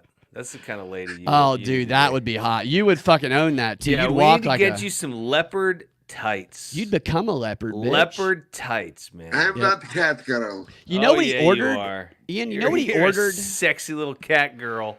You know Jocelyn. what he ordered at the fucking coffee shop? He ordered a hot bun, is what he ordered. And he's like, I can't eat it. And I was to go, you can't eat your hot bun, you little bitch. Like, I was just demeaning him in this coffee shop. And this Asian, I think, was very close to calling the police. Justin, how are you? We're talking about. Have you met Thanks for Jocelyn? joining us, Justin. I needed help. I needed someone strong. Look how beautiful. Oh You're my God. speechless. Yeah. You're very, yeah, very I am. speechless. I needed I'm security taken from Brad aback. and the rest of the people, and you weren't there. Jocelyn, my favorite guy was the guy who kept doing wheelies, who was trying to impress everybody. But when you showed him that you were impressed, he was disgusted and went back the other way to try and find somebody else to impress. And then he rode a wheelie for 45 minutes. He's like, straight somebody right other by than us. this lady, please tell me I'm doing good. You're right, dude. Michael, we might get locked up. In fact, we were very close to getting locked up today, I think. It might be. I feel a little romancing. I feel Justin and Jocelyn, JJ. You guys could make a beautiful baby. I can't make babies. Well, if you not with that attitude. Yeah. I'm sure there's stuff I'm leaving. leaving out, but that's the I gist know, of it. right? Come on. Yeah. And Ian, I'm working on the footage that we shot to put something out. Oh yeah, no, it looks great. I got through all of it. It's. I think those hilarious. people would have been nicer to me. They would have been a lot. They were. Do They would have. Do you think so? You. I think so too. They do. would have loved you. Well, It illustrates the hypocrisy of all of it, man. So the media lies about the rallies. There's no enthusiasm. There's nobody there except the people brought. They lie about Trump rallies, whether you like them or Justin's not. an enthusiastic Kamala supporter. Is that true? it's true. Look at Justin him. is. Look at him go. Yeah. Look how, Forward, Justin. future forward, Justin. Okay. Hey, listen, I've been to the. Hey, look, let me tell you, I've been to the rallies. You should see them. There's 10 million people there. Yeah.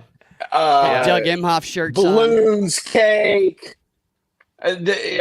Nobody has shirts on. Dude, Free it's cake, Tim right? Walz It's like- is doing fucking jumping jacks He's doing Wow. bad on a football leotard.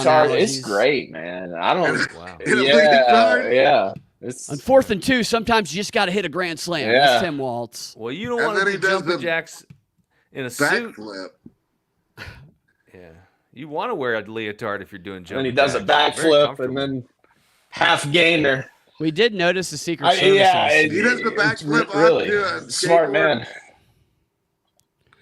Tim Walz? No, I don't think he might. Yeah, and then he just skates away.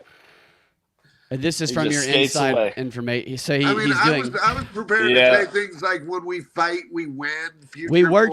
chanting. We were trying to get the chant, the same chants you and I were doing, Ian. Remember how the guy couldn't do the chant right? He go, when I say freedom, you say liberty, but he But kept then he saying just when I kept say saying, freedom. he just kept saying that You say same liberty? sentence over and over. He never just went freedom. No, right. And the He never retard's got, did. got the bullhorn. and we're like trying to find the right spot to say free. This guy's an idiot. So we Yeah. were doing that correctly at Emory, and it was just us. It was just us. Wow, and I thought I was the blonde here.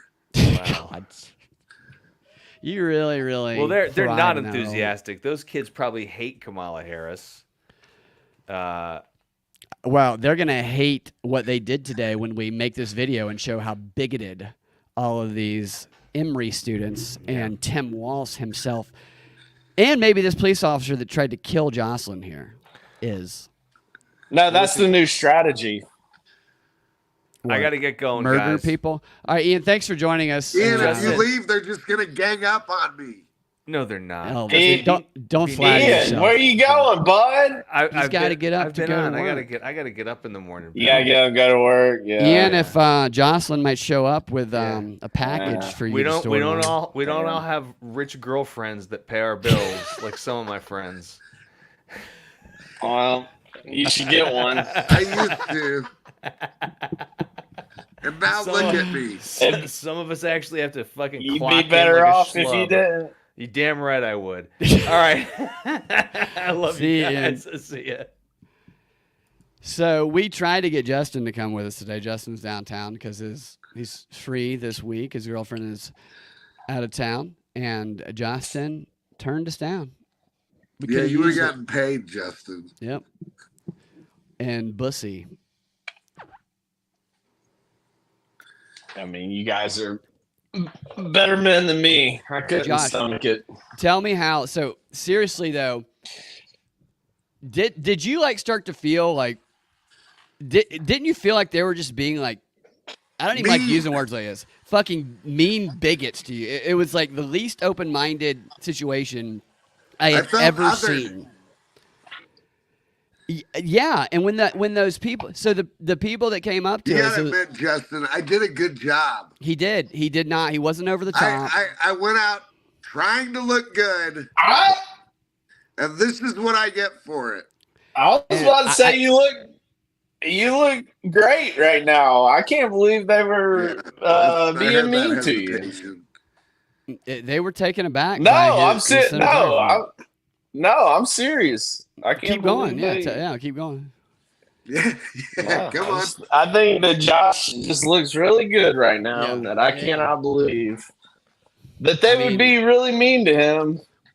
Especially, here's the thing: is you go to all this effort. Ridgeway, one person saw him and did this, blocked his eyesight, and see, I don't care for that. No, that's just wrong. That's wrong in my eyes.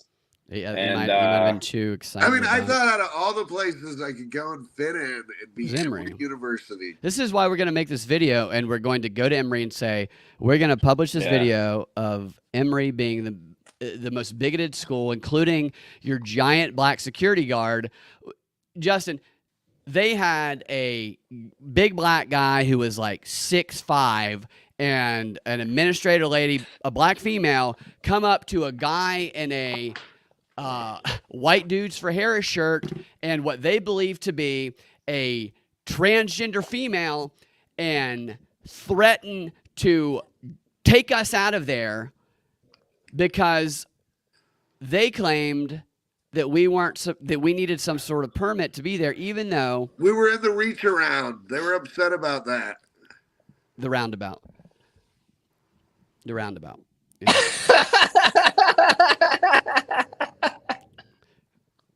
We did go into the library and try to get into the library. Couldn't get in the library either. It's unbelievable. I mean, I'm not even kidding when I say that I was shocked by the way they all said Harris when we asked, and then they all treated treated Jocelyn I don't know. The way that they say Trump would. But I think if Trump found out about this, I think if we made that ad where we cut this ad of Tim Walz's people kicking Jocelyn, who had her hopes up to meet Coach Walz out, and we cut it with all these Emory students basically spitting and pissing on you, and then we have you do the Trump impersonation. It's approved by Donald Trump, and we get Trump to do that. I think at the next rally, Trump's going to go, I'd like to bring up a beautiful, beautiful lady on the stage. Jocelyn, come up here. Yeah, just like Nikki. Yes, just like Nikki. Jocelyn here was... He was persecuted by the Democrats when he thought he was going to be embraced. Raped by Tim Walz and a gang of Emory students. And I think that you would become a MAGA sensation, Jocelyn. I mean, me and Blair White could be besties. Is that your ultimate goal? So, would you like to replace Blair White on Alex Jones's knee? No. You want to go on the other knee? Yeah. Yeah, it was great. So that was the basic experience. I probably am leaving stuff out. Is there anything that stuck out to you? I know you haven't been here for the whole show, but was there any specific instances that might have stuck out to you, Josh, Jocelyn?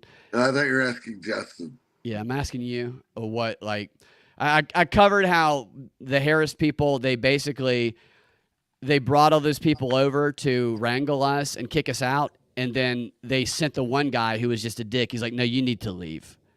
The Arab-looking guy, after like the other 6 people talked to us, and then how they sent us across the street, how I yelled at the AJC guy, how they bust in. How many buses of people did you think they bust in? I mean, there was bus after bus full of people. It was crazy. There's tons of them. And everything, there was just nobody there.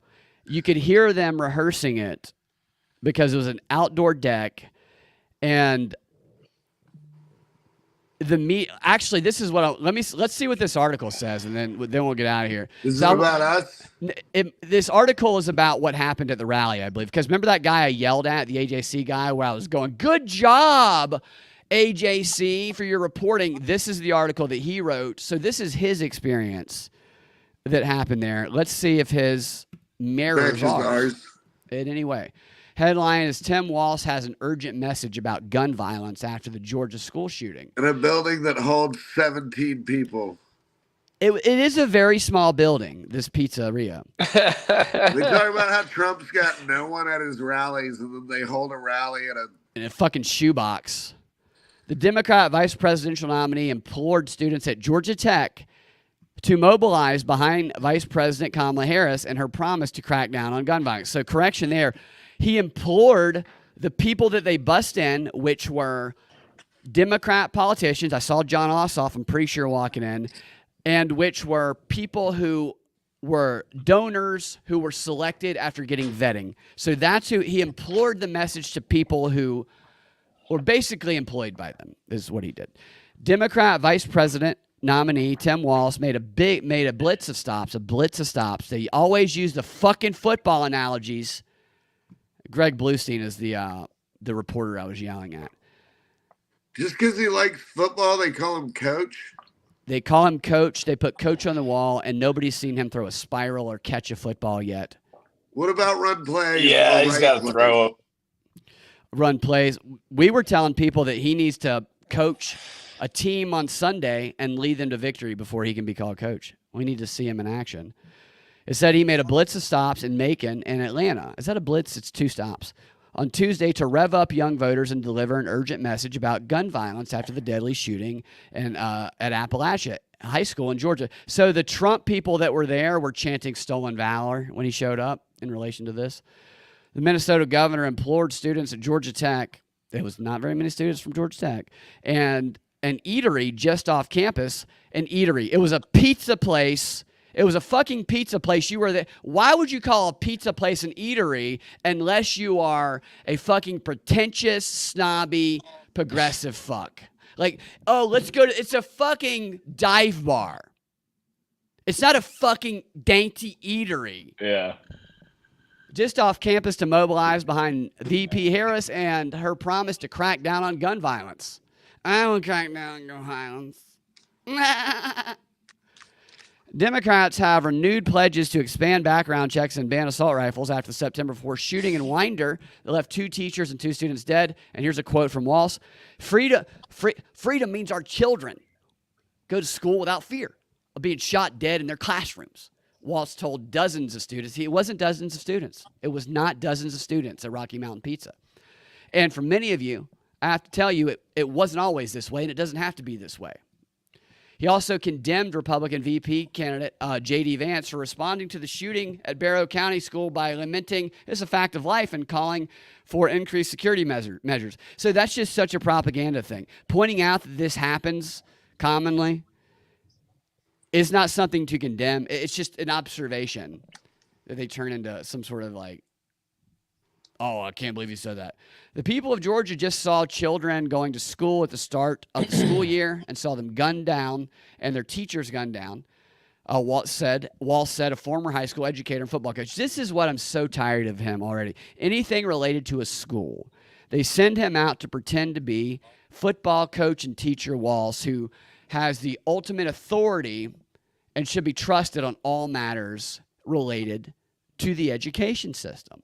I wouldn't leave a toddler within 100 yards, within a first down, within 10 yards, a first down of Coach Walz, because he's creepy as fuck. And watching the video of him and his kid interact, I think his kid is psychologically messed up because I think he's abusive. Well, Kamala was the border czar, and she knows everything about the border. That's not correct. She was never the border czar. That was an imagination. This They is lied not. to me again. Do what? They lied to me again. Yeah, they lied to you. You imagined all of that. That's another one that's just wild. You have all these video edits of them calling her the border czar, but they go back and change the articles. They go back and change the fucking articles to something else, and then they say, no, she's not the border czar. It's literally a fucking video, but they don't care. It's gaslight at another level because they know how easy to brainwash a lot of these people that we interacted with today are. This is not just a fact of Not life. true. What? I What's not saw true? her on the border myself. You saw her saw on the her. board. Yeah. Mhm. Yeah. She was on the wall. She was standing on the wall and Yeah. presenting herself. I am the mounting border a turret czar. gun. Yeah, mounting Yeah. a turret gun. Yeah. Sucking somebody off, probably. Here's what Walz said. It's not a fact of life, as we were told by the other side. It's not just to get over it. We have the capacity. He just says nothing. It's so empty, everything they say. On Monday, Well, he was Vance. only there for 5 minutes. He really was. So He was an hour and a half late, and then he was there for 5 because they minutes. were shooting a commercial. So That's the whole point was to shoot the commercial. the whole thing was a photo op, and they hit 3 locations: Macon, Atlanta, and Asheville within a span of about 3.5 hours. And that's why they bust people in. They have it all arranged. They try to maximize these appearances. They go get the photo shots, him standing in front of the places where they can say, look at Coach Walz leading people. And then they have the demographics of people in the pizzeria who they're trying to appeal to, and they have them look at Coach Walz as though he is inspiring them with his very generic, glittering generalities. And then they move on to the next photo op. And then they go on the news and they say, a groundswell of enthusiasm as people were lined up and down the streets waiting to see Coach Walz defend Kamala Harris's record. And it's all a lie. It's all a fucking lie. Well, I was all for Kamala and Walz, and they just disappointed me so much. Yeah, why would they transgenocide you, Jocelyn? You did get transgenocide. I've never seen a genocide like happen to that pussy today. Got blowed up. On Monday, Vance didn't directly address the gun policy or the mass shooting. What an asshole in his remarks. But he cautioned against ridiculous and inflammatory political rhetoric, which he said could have contributed to 2 apparent attempts on Trump's life, to which the media would say, no, pretty sure Trump's a racist and that contributed.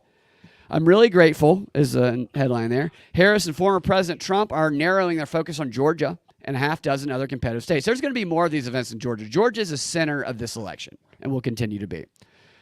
Walz's first solo trip to Georgia since accepting the nomination were partly to kick off a new campaign initiative aimed at turning out young voters. This is why they had that event at Emory that we went to. And they also had at 7 different MARTA stations, they had get out the vote. Register people to vote. So you get off the MARTA train, you're just trying to get somewhere, and you have a bunch of weirdos going, are you registered to vote, sir? Would you like to register to vote? And then if you're like, yeah, and they're like, how about you register with the Harris campaign? And you say, as I said to Ian earlier, well, I don't know if I'm going to vote for Harris. They go, well, fuck you, you Nazi. Don't vote anyway. And they shove them onto the train tracks. Oh, yeah, they got so mad at us for that one woman for even bringing up Chase Oliver. This one girl, we asked if she's registered, and she said, yeah. And I said, do you know Chase Oliver? And everybody almost always says, no, I don't know Chase Oliver. And we said, he's the libertarian candidate. And she goes, oh, are you guys here promoting him? I'm like, no. We're not. And I said, who are you voting for? And she goes, Harris, but you shouldn't ask students that. Maybe it's You not shouldn't a good ask idea. students that. She came Maybe up to it's us. not a good idea to ask students. She who they're came up voting to for. us, and then I said, maybe you should check out Chase Oliver. You might like him. I brought up Chase, Brad. I know you did, but I said she should check him out. But then again, though, seeing her disdain towards you, she probably wouldn't like Chase either. But you know who would like Jocelyn? Chase. Chase Oliver. Chase Oliver would love some Jocelyn. In fact, I think Chase wanted to make some campaign videos with Jocelyn at one point. Earlier voting in Georgia starts on the 15th, blah, blah, blah. They're both intensifying the get out the vote efforts. In Macon, Walz visited the famed H&H restaurant, a downtown hole-in-the-wall diner known for its ties to the Allman Brothers Band. Oh, so they played Allman Brothers and Southern Rock Sensations to him coming in to make it look like he's so relatable. I think this guy is a creep. I think he's Democrats abusive. don't like the Allman Brothers. But they want Walz to look rock and roll. Walz and Harris, by the way, the same age. We told everybody this at the rally. They don't look the same age, but they are. Walz said this. So that place in Macon, it has memorabilia and photos featuring acts with local connection on the wall, and he said, I'll have to say there are some perks of being on this ticket. It's like stopping at this restaurant, which I've heard about, known about. I'm really grateful. So he got to see all this memorabilia. Otherwise, he wouldn't have ever been able to stop there. Yeah, you're right. Kamala Harris made it happen. So this is what I'm talking about. This is where the AJC admits the truth. Walz spoke briefly to the invitation-only crowd. The invitation-only crowd. Every event that they do is invitation-only. If I didn't have on the Harris, the white dude for Harris shirt, Jocelyn, and you weren't dressed like a woman, I think they probably would have fucking pinned us on that gravel and handcuffed us and drug us out of there. I think the only thing preventing that from happening was the fact that they're like, okay, these guys are with us. They're not either way, back. we had our rights trashed all day. We really did. I mean, I was expecting a little bit of it, but not to the extent of what They're trashing our rights. They are so set on controlling every aspect of these Harris campaign things. It's wild, dude. So look at him. He's waving to, I guess, the wall there. I do find it interesting that they make sure to frame Walz in this picture here where you see an interracial couple over the shoulder. You know, you can't frame Walz with just either all black or all white couples. They have to do that. I guarantee you that was a strategic optics choice. I'm not saying that just to be sensational. This is the way they think. They think in identity politics. Once again, the presidential election is running right through this restaurant. That's the dumbest fucking thing. The presidential election is running right through this restaurant because you're there, you fucking creepy prick. The words that are spoken here, the hopefulness, the joy. I hate that we can't use the word joy anymore. Like almond joy, I'll never eat another almond joy in my life, ever. Because all I'm thinking about is almond Kamala. Almond joy, almond Kamala. Ridgeway, we also at one point, I forgot to tell Ian this, but we were walking around going, I was going, I don't know why everybody's so upset about Haitians eating so much pussy. And, everybody agreed. They don't think there's a problem with that. And we wanted to ask Tim Walz what he thought about all the Haitians eating pussy. But we didn't get a chance to. Our president, once again, it's running through there. It's about the future, blah, blah, blah. Oh, God, who gives a shit? He's talking about, I'm trying to be relatable. A few hours later, he was at a coffee shop on the outskirts of the Atlanta University Center. So he made one other stop. That's where they went, Josh. He caused a stir in Atlanta, too. No, he didn't. He did not cause a stir. Well, he did. He did in that parking lot with those people that couldn't get out. We heard, yeah. Oh, I don't think, I don't know if I told Ian about this. I'm tired, so if I'm repeating this, I apologize. But this lady, I think I did tell him this, who, Justin, they didn't tell anybody this was happening. This lady leaves work, and she's trying to leave. They don't let her cross the street, and she says, I got to go pick up my baby. She's got to pick up her kid, and they did not let her leave. Like, she was still there waiting when we left because we parked outside of the zone, and she didn't. And they might have drained the blood out of her baby and injected it into the Harris-Walz campaign, for all we know. It's crazy. I wonder if she'll still vote. Like, you think she'll still vote for? I'm assuming she was a Harris-Walz voter, Josh, but she was very upset. And she had a right to be. She's as upset as I am. She's not voting for him. Right. Well, I mean, she had her baby. She was trying to get. They literally would not let her get to her baby. It's just like that fat I was just guy. like, why don't you abort it? How old is it? 3? Just it's abort just like it. the fat guy from New Jersey that shut down the bridge and killed the grandmas. You're talking about Chris Christie. Yeah. Fatso. But so this idea that he caused a stir in Atlanta, he didn't. We heard them rehearsing. We heard them go in there with the people that were plants and rehearse, and we saw them.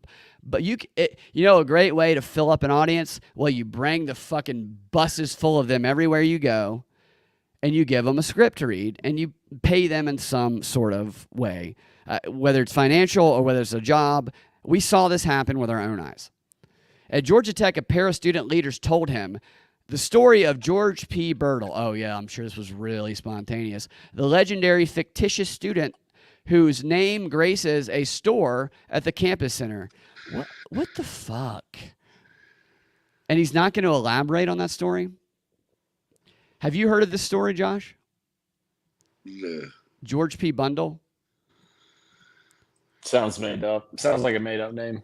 Well, it's weird because like he's calling this a legendary story. I have been a Georgia Tech fan, and like that kid we talked to who knew about Georgia, this kid we talked to who was a Trump supporter who liked and was very nice to us, wrote a paper to get into Georgia Tech, and part of his admission paper was about how Georgia Tech had the biggest win in football history, 222-0 against Columbia back when John Heisman was the baseball coach and the football coach. And he told us the whole story. He knew it well, and he said, that was what I used, and I thought that was very creative. This is not a person Georgia Tech people know. This is something they want people to look up, I think. There's probably going to have some sort of woke connection. I guarantee it. Maybe wrong. George P. Bundle is a fictitious student officially enrolled at Georgia Tech as a practical joke. Since then, he supposedly received all the undergraduate degrees offered by Georgia Tech, served in the military, just like Tim. Got married. He fictitiously served in the military? Yeah, he pretended to fight in wars, just like Tim. And he served on Mad Magazine's board of directors, among other accomplishments.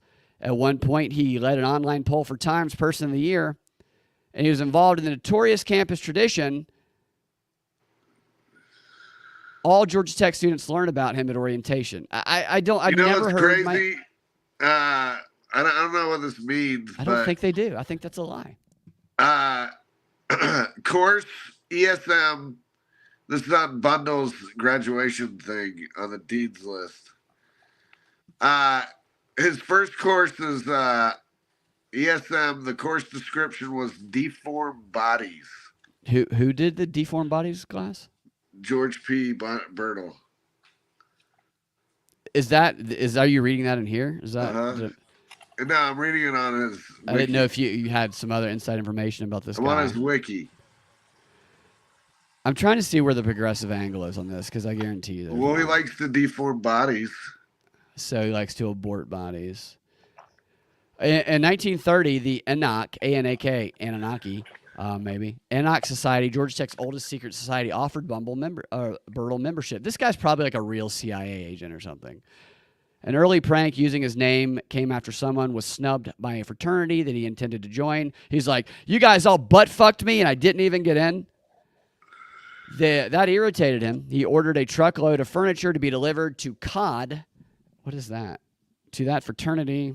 Oh, COD? Is that like something on demand? A cash on delivery? Some Greek fanatic shit. During World War II, it contended a hoax, his name appearing on various fronts. So this is a fictitious character. Maybe like Kamala Harris, his new character is kind of fictitious.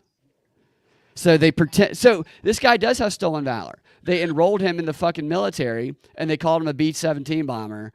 So he is a lot like that dude. He's on LinkedIn.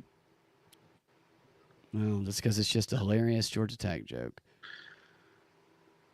What is the connection here? There's something here, because this is not a fucking common story. During a speech made by U.S. President Barack Obama held at Georgia Tech at McCamish Pavilion in 2015, he jokingly indicated that he was supposed to be introduced to him. His name is engraved on the satellite mission designed by the Guggenheim School of Aerospace. So he's like a fucking globalist patsy front. We'll probably meet this actual real person one day. In heaven? In heaven. And we'll say, you were real all along. Georgia Tech students are alumni. Oh, so that's interesting. Georgia Tech students are alumni, many of who they work in NASA and other, powerful positions, have often used this guy's name as an alias when they do not want to disclose their real name. So that is where, how many of this dudes are out there? All right, whatever. I was hoping there'd be something there. There's the thing. Looks like there's an article with Bertle and George W. Bush. Really? He's a CIA agent. What? Why would they? So, Zach, are you asking why transing Jocelyn would help them, or why these? I don't know. I don't know why. Maybe it is really just a fun thing, but if you do have this established name that anybody can just pick up as anonymous name somewhere, I guess you don't have to use that. But maybe that's some sort of intelligence code where it's like you can track all the uses of this name, and that can give some sort of indication of, I don't know. It is weird they brought that up, though. He's the Ripley's, believe it or not. I bet we hear that again. I bet that this name comes up again because they don't usually randomly throw shit like that. A few hours later, Walz was at a coffee shop and the HBCU. He said it's going to be close. I wish that wasn't true. See, I don't think it's going to be close. He then said it doesn't seem like it should after we watched that debate, and it's still close. That's just that is a bullshit statement. This is just mind-boggling, but the way our country is right now. So this is the con here. I don't think that in any reality, based on what I've seen and the lack of enthusiasm, and there was no enthusiasm for Kamala here today, despite this article. In any legitimate race, whether you like Trump or not, Trump is blowing Kamala Harris away. Everybody we ask, why do you fucking vote for Kamala? Because she's not Trump. It's not motivated by joy. That one woman wouldn't even admit that she was going to vote for Kamala. I wouldn't. I mean, who would want to? You're voting for an alcoholic Ambien addict who blew her way to the top. But joy. All right, so here's him inside. Georgia Tech students explaining to Walz. Oh, so this is it right here. This autistic kid's like, oh, there's this CIA name. It's actually called Riddell. George P. Riddell is actually like a fake student. He actually has graduated from every single major at Georgia Tech. Students will like write his name in for like classes and like when they graduate and stuff. Has this been going on for like a long time? Like, so, 100 years ago. and that's the name of the bookstore? Yeah. So, you know, I did say the student center, one of the great privileges of my life. Is that Robin Roberts? And Hope and I and my What did he wife say there? went to, The bookstore was a name of the bookstore. Yeah. So, You know, I did say the student center, one of the great privileges of my life. I served with John Lewis. And Hope and I and my wife went to. Could you guys tell what he said? He served what? They should have given him a lapel mic. Could you guys tell what he said Instead there? of him turning away from the boom. So they brought up that story, which led to this story, which he said he served something. Was that the military or is that the National Guard that he's talking about? And Hope and I and my center, one of the great privileges of my life, I served with John Lewis. And Hope and I served in Chonda. To Selma on the pilgrimage with him down to the Edmund Pettus. Pilgrimage with somebody. Yeah. He served in Jonda. Oh no, that's what it sounds like. That's amazing. It's our school is doing a lot to. Yeah, what is that story? It's probably not real. It's really important. I think he said George P. Birtle served in the military like I did. They said he served. Chaotic. John was like a rock. He's talking about somebody he's in the military with. He's pretending to be. This guy, Josh. This is the guy I was yelling at. This guy is the propagandist for the AJC. Seems like a nice guy. Used to seem like a nice guy, but when the Google News Initiative started funding them, the guy became a total puppet. And he's on MSNBC, and they let him publish these books. I mean, they make you rich, man. You buy into the shit, they will give you the access, and they will make you rich. And meanwhile, I'm on the other side yelling, "Great job, you fucking prick!" But he's like, "I don't care. I'm drinking the baby's milk." You look so nice in that light, Jocelyn, not to say. I have to say. Nate says KJP goes home and eats pussy all the time. Is she Haitian? That is the question. We were talking earlier, Justin, about a friend of ours who she was just like, I used to live in Ohio, and it's true. Haitians ate my pussy all the time. That's what she used to say. You know about that story, right, Justin? Who is this? Trump said that the Haitians are eating the cats in the debate. And we said that we got firsthand evidence that there are women up there who say Haitians are eating all the pussy. Is that a problem, you think? You think that should be outlawed? Do you think there should be some policy? Or What would you do if No, you no, if no, you no, You were don't know about Haitian? the Springfield thing? Just- If you were Haitian and you lived in Springfield, what would you do? Yeah. What would you do? Would you skin ducks in front of children?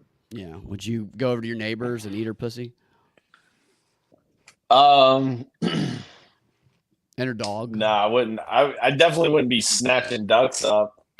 Yeah. Nah, yeah. I don't think it. I mean, I don't think any I of mean, that that's stuff kind of a tastes racist statement to say. any you wouldn't good, do that. right? Yeah, I just wouldn't. You can't Oh, really is live it? in that experience because it's another culture. You have a cultural clash. Who's to say which culture wins out? Is it Well, the it's duck snapper? culturalist. It's not racist. The culturalist, yeah, culturalism. You're a culturalist, But they don't care. They don't believe in individuality. and by they, do we mean the trans, or do we mean a group of people? Oh my The God. Democrats. The Democrats. Okay. It's confusing sometimes. And I have to say, I admire your ability to take so many sides on this, Jocelyn, as a strong female woman. Yeah, I was just I was held in contempt by all of them. How quickly, if they did bring back Roe v. Wade, would you rush to get an abortion? Like right away? Immediately. Yeah. Let's do it. It's back. Let's go get one soon. I do it just to do it. Yeah. Yeah. Yeah. Well, some people, they vote based on their right to do that. We learned at DragonCon. KJP. Oh, wait, I saw that. Let's see if there's any more comments down here. Tony, thank you for the tip. That was nice. Tony kind of looks like Dan Fogler a little bit, Josh. Listener Tony. I was looking at his picture. I was like, that kind of looks like Dan. Like a movie star, Tony.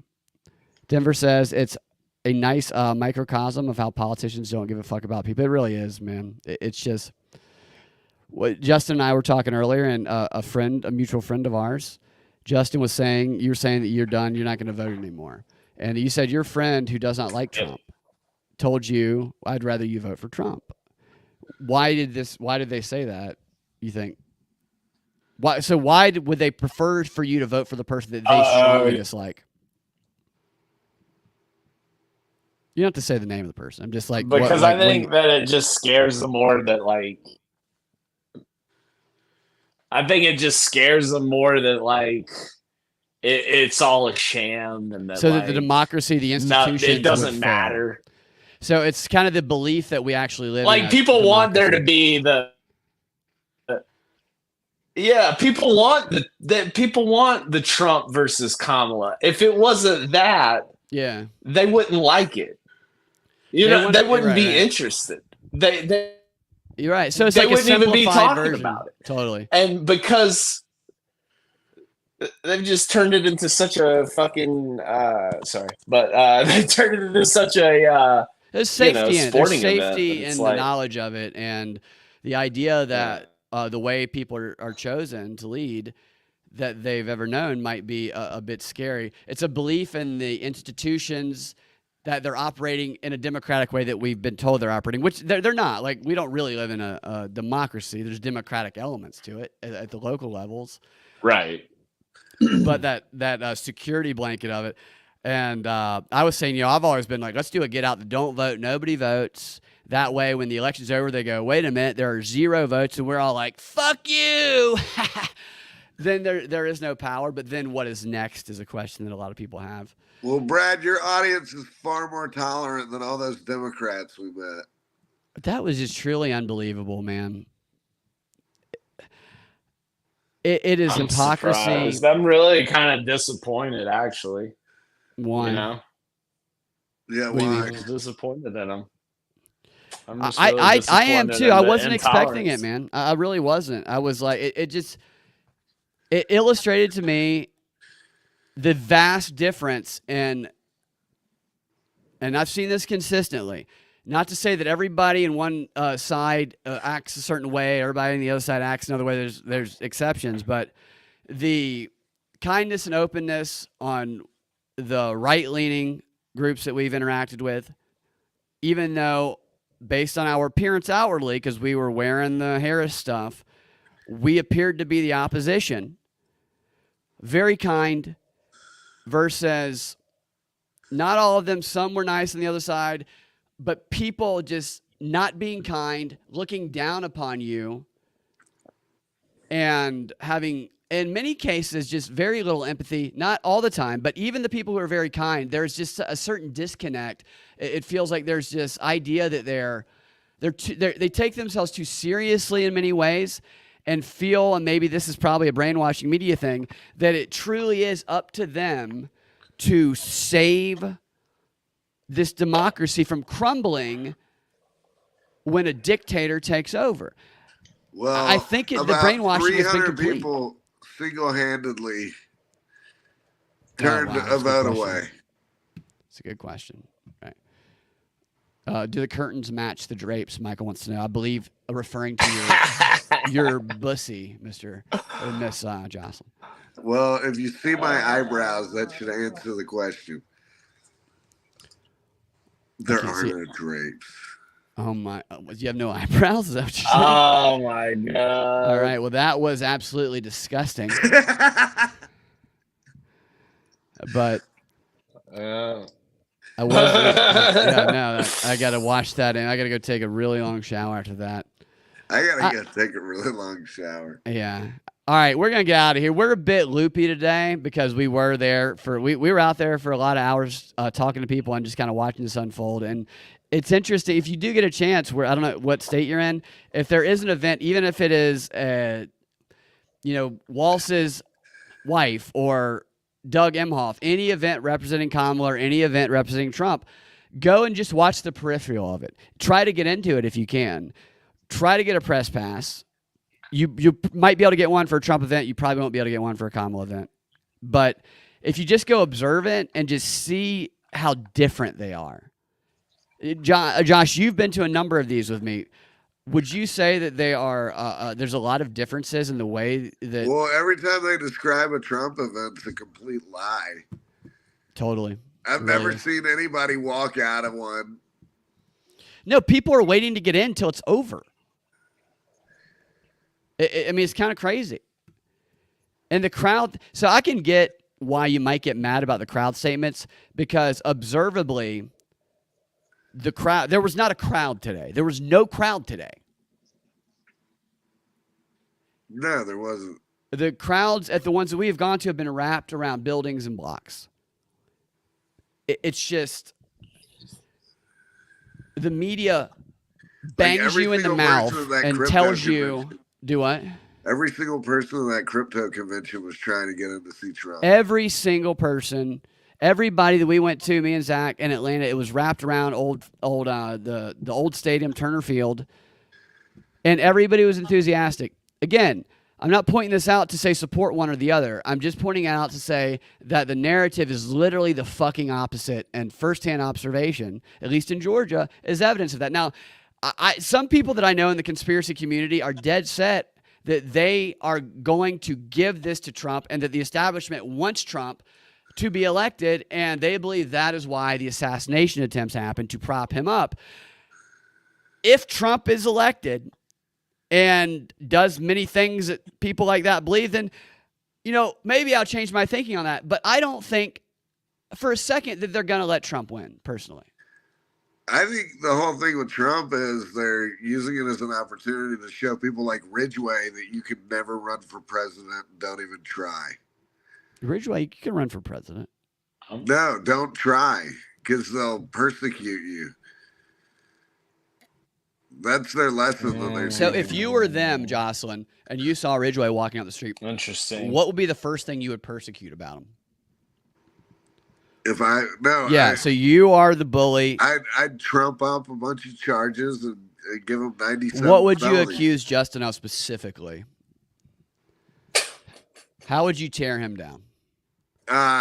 If he were running for president and were going to destroy the country, I'd probably use things like trip to Florida as ways to.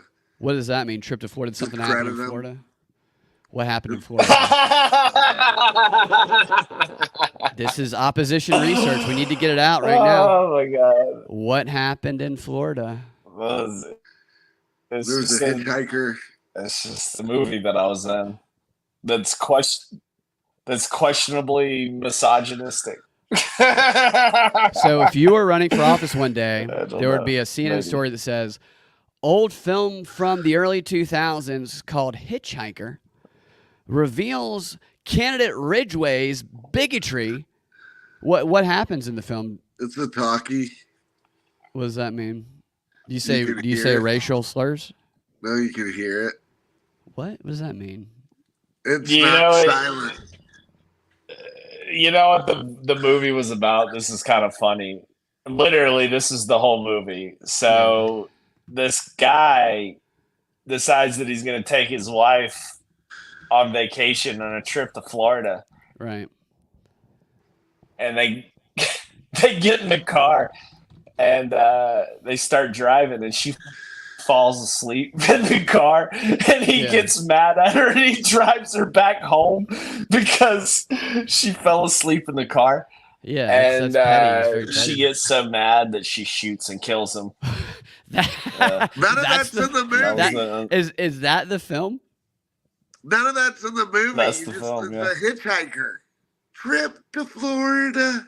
Is this well, on then she Amazon? picks up a hitchhiker. All right, why don't you tell us No, where we can it's see not. this movie so we can I thought judge? she was the hitchhiker. All right, let's flip it, Ridgway. We found out what the Oppo research Jocelyn would do on you. Let's say Jocelyn is running to be, President. first transgender president of the United States. Michelle Obama never ran. Jocelyn's running. What would you do? First attack to stop her. What would you tell America about? What would you reveal? Easy. That she's easy? Easy. I know all about Jocelyn.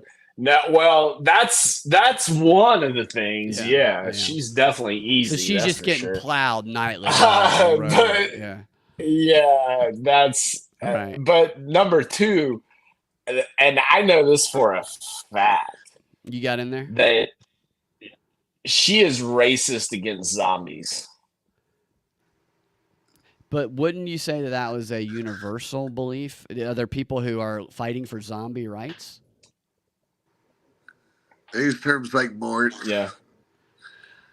Where we are right now, Yeah. it could get to that point because they do fight for the rights of AI and robots having an identity.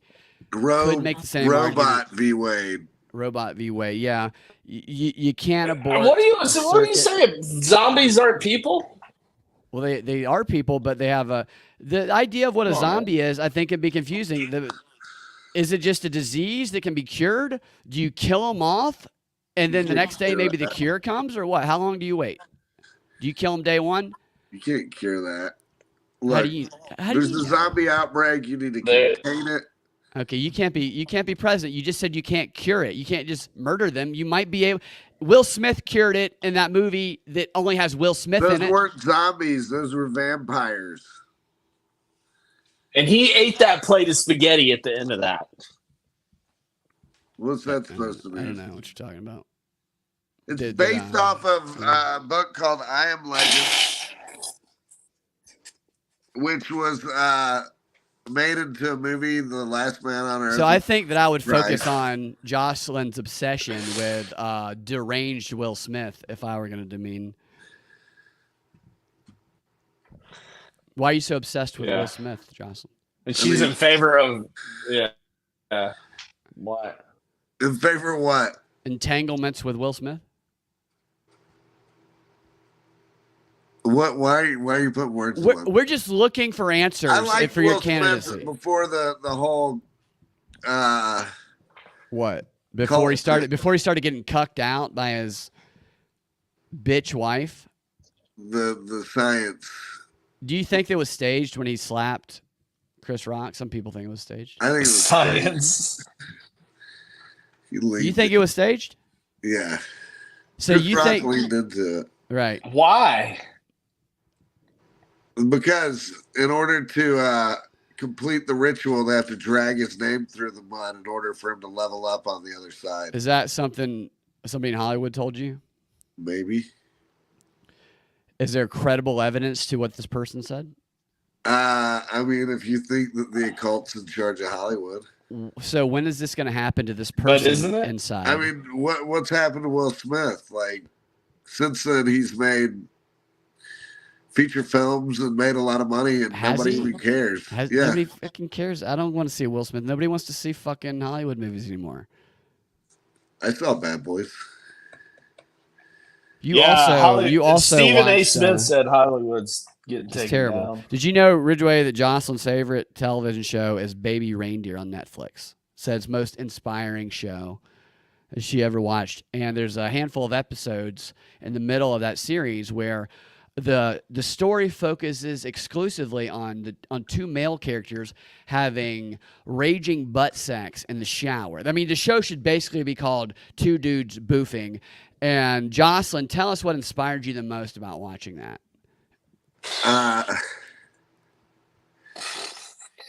It was you'd like the artistic way it was shot. That is what you drew. You drew a lot of pictures of how artistic. Okay. Oh my god! All right. I'm just messing around. Thanks for listening, guys. Who continue to listen. I know we've continued to just kind of fuck around here tonight. We're all a little loopy. It's been a long day, but I just like talking to my friends. So, Josh, how long are you going to stay in that outfit? Next 3-4 days. So if we come over in the next 3 or 4 days, Justin and I, we open the door and you're just like I'll be playing doing the video dishes. games dressed as Jocelyn, we're going to have I'll a be cleaning conversation. I'll be cleaning the house, cooking. That could be a plus. If you embody this character and all of a sudden you're like, I need my place to look as good as me. Yeah, it's gonna domesticate me. Yeah. Well, that's interesting. I mean, I'd make a great wife. Any listeners looking for a wife? Jocelyn? Who? We'll see. We'll start I pitching think you. Ian is actually. Didn't he Dude, say you something should about totally looking for hook up with Ian. Ian would be too much for He's you to got handle. a job too. Yeah. Yeah, But he he's comes around, home. man. Ian comes home, Jocelyn. You better have dinner ready. I'm good at cooking. Okay. All It's right. not a problem. I'm good at cooking. All right. Most inspiring show that Denver ever saw was Wonder Chosen. Have you ever seen that? What the fuck is the Hungarian retard doing? Who's the Hungarian retard?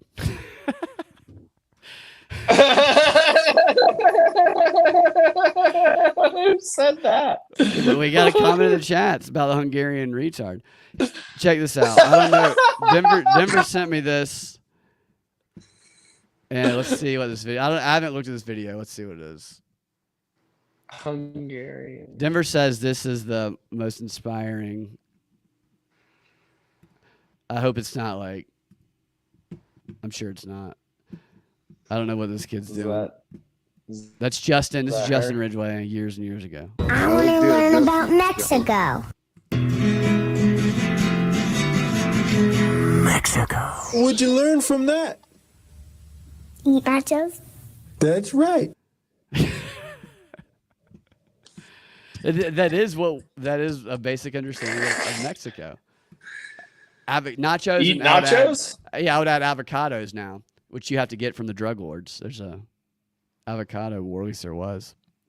Gato. I'm sure the CIA is funding for the the avocados. You know El Gato. they made a machine that they're El using Gato? in Chipotle. They made a specific machine to, I guess, skin avocados and chop it up, so they no longer have to have an avocado chopper guy. So they just eliminated the job of whoever skins Well, that's what and happens chops up when the you avocado. complain about wages.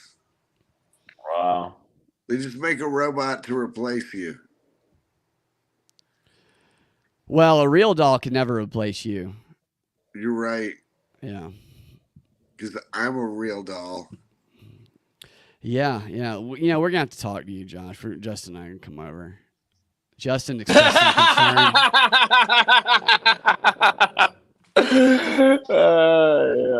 Yeah. So we're gonna, Josh, are you gonna go to the Great Create? Probably. So the Great Create is at the end of September. I'm gonna be speaking there. We're gonna be doing some man on the street. It's gonna be a lot of fantastic entrepreneurial activities and speakers. It's actually a more solutions focused I don't know if I'll go or if convention. Donald Trump will go. And there's going to be entertainment. They're shooting multiple documentaries there. It is. Whoa. Where is it? I know it's at the border of Georgia and Alabama. It's about 2 hours from Atlanta. But we're going to be there. And if you guys want to go to like a optimistic, productive, helpful type of convention, and you got a few days off, check out The Great Create. Guys at Liberty Libations are helping put that on. And it's going to be a good time. We will be there, Justin. You're welcome to come as well. So check that out. Check out the show at propagandafight.com. Who's the Hungarian retard? That is up for us to ponder. I bet it's me. Don't beat yourself up. No, I hope it's today, me. I bet after today, I know it's me. What people think hope life it's in me. I'm a Mexico is monster. versus what life in Mexico actually is in a meme. So Denver sent us another. All right, yeah. Let's look at this. Denver sent us a meme about what Denver the people last dinosaur? think life is in Mexico versus what life is in Mexico. You guys see that? And the meme has make it a little smaller. The meme has somebody holding a gun to the back of somebody's head, like Yeah, bent you over a get that. car. What people think Mexico is like, and then Mexico in reality, and it has the pyramids, great food. It has a boat in the ocean, and then also the same picture of the guy putting a gun to the back of somebody's head. Yeah, I was kidnapped when I went to Mexico. I just remember my friend when I lived in Chicago was like, yeah, I went to Mexico for my buddy's bachelorette party, and one of our friends fucked a prostitute bareback and ended up getting arrested, and we couldn't get him out of prison, and we had to go, and he was stuck there for He was in prison months. abroad. That's just, he might have been exaggerating the story, but I think the people who go to Mexico spend all their time on the beautiful islands and. You know, this TV show Shooter escaped from Mexico. Who's Shooter? From the TV show Shooter. I haven't seen that. You'd like it. Haven't seen it at all. Is it Based off of the animated? Mark movie. Marky Mark, the New Kids on the Block guy? Yeah. Maybe one day you'll get to meet him and, maybe you could bet him. I just have a hard time. Like, you just look like such a slut, Jocelyn, in this image, right? I don't mean to be a jerk, but you just look like a party girl. In what Yeah. image? Not that one. No, that's the blackout drunk image. Real Ron Mexico, says Nate. There you go. Do you have a filter on, Jocelyn? No. Wow.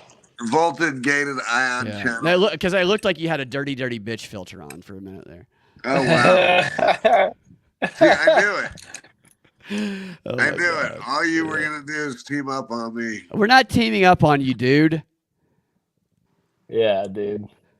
What pronoun do you prefer us to use right now? I feel like I'm misgendering.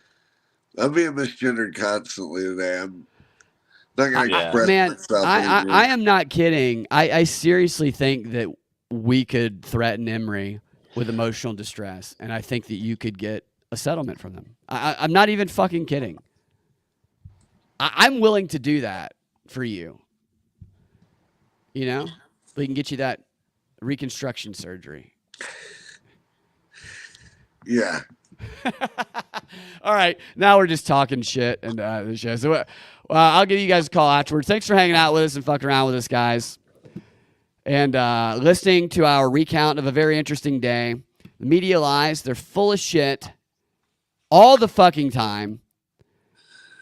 Humanity wins when we stop listening to the fucking media, and Ridgeway's got a monocle right now. So on Ridgeway's monocle, we will talk to you guys next time. You look beautiful, Jocelyn. Have a fantastic rest of your evening.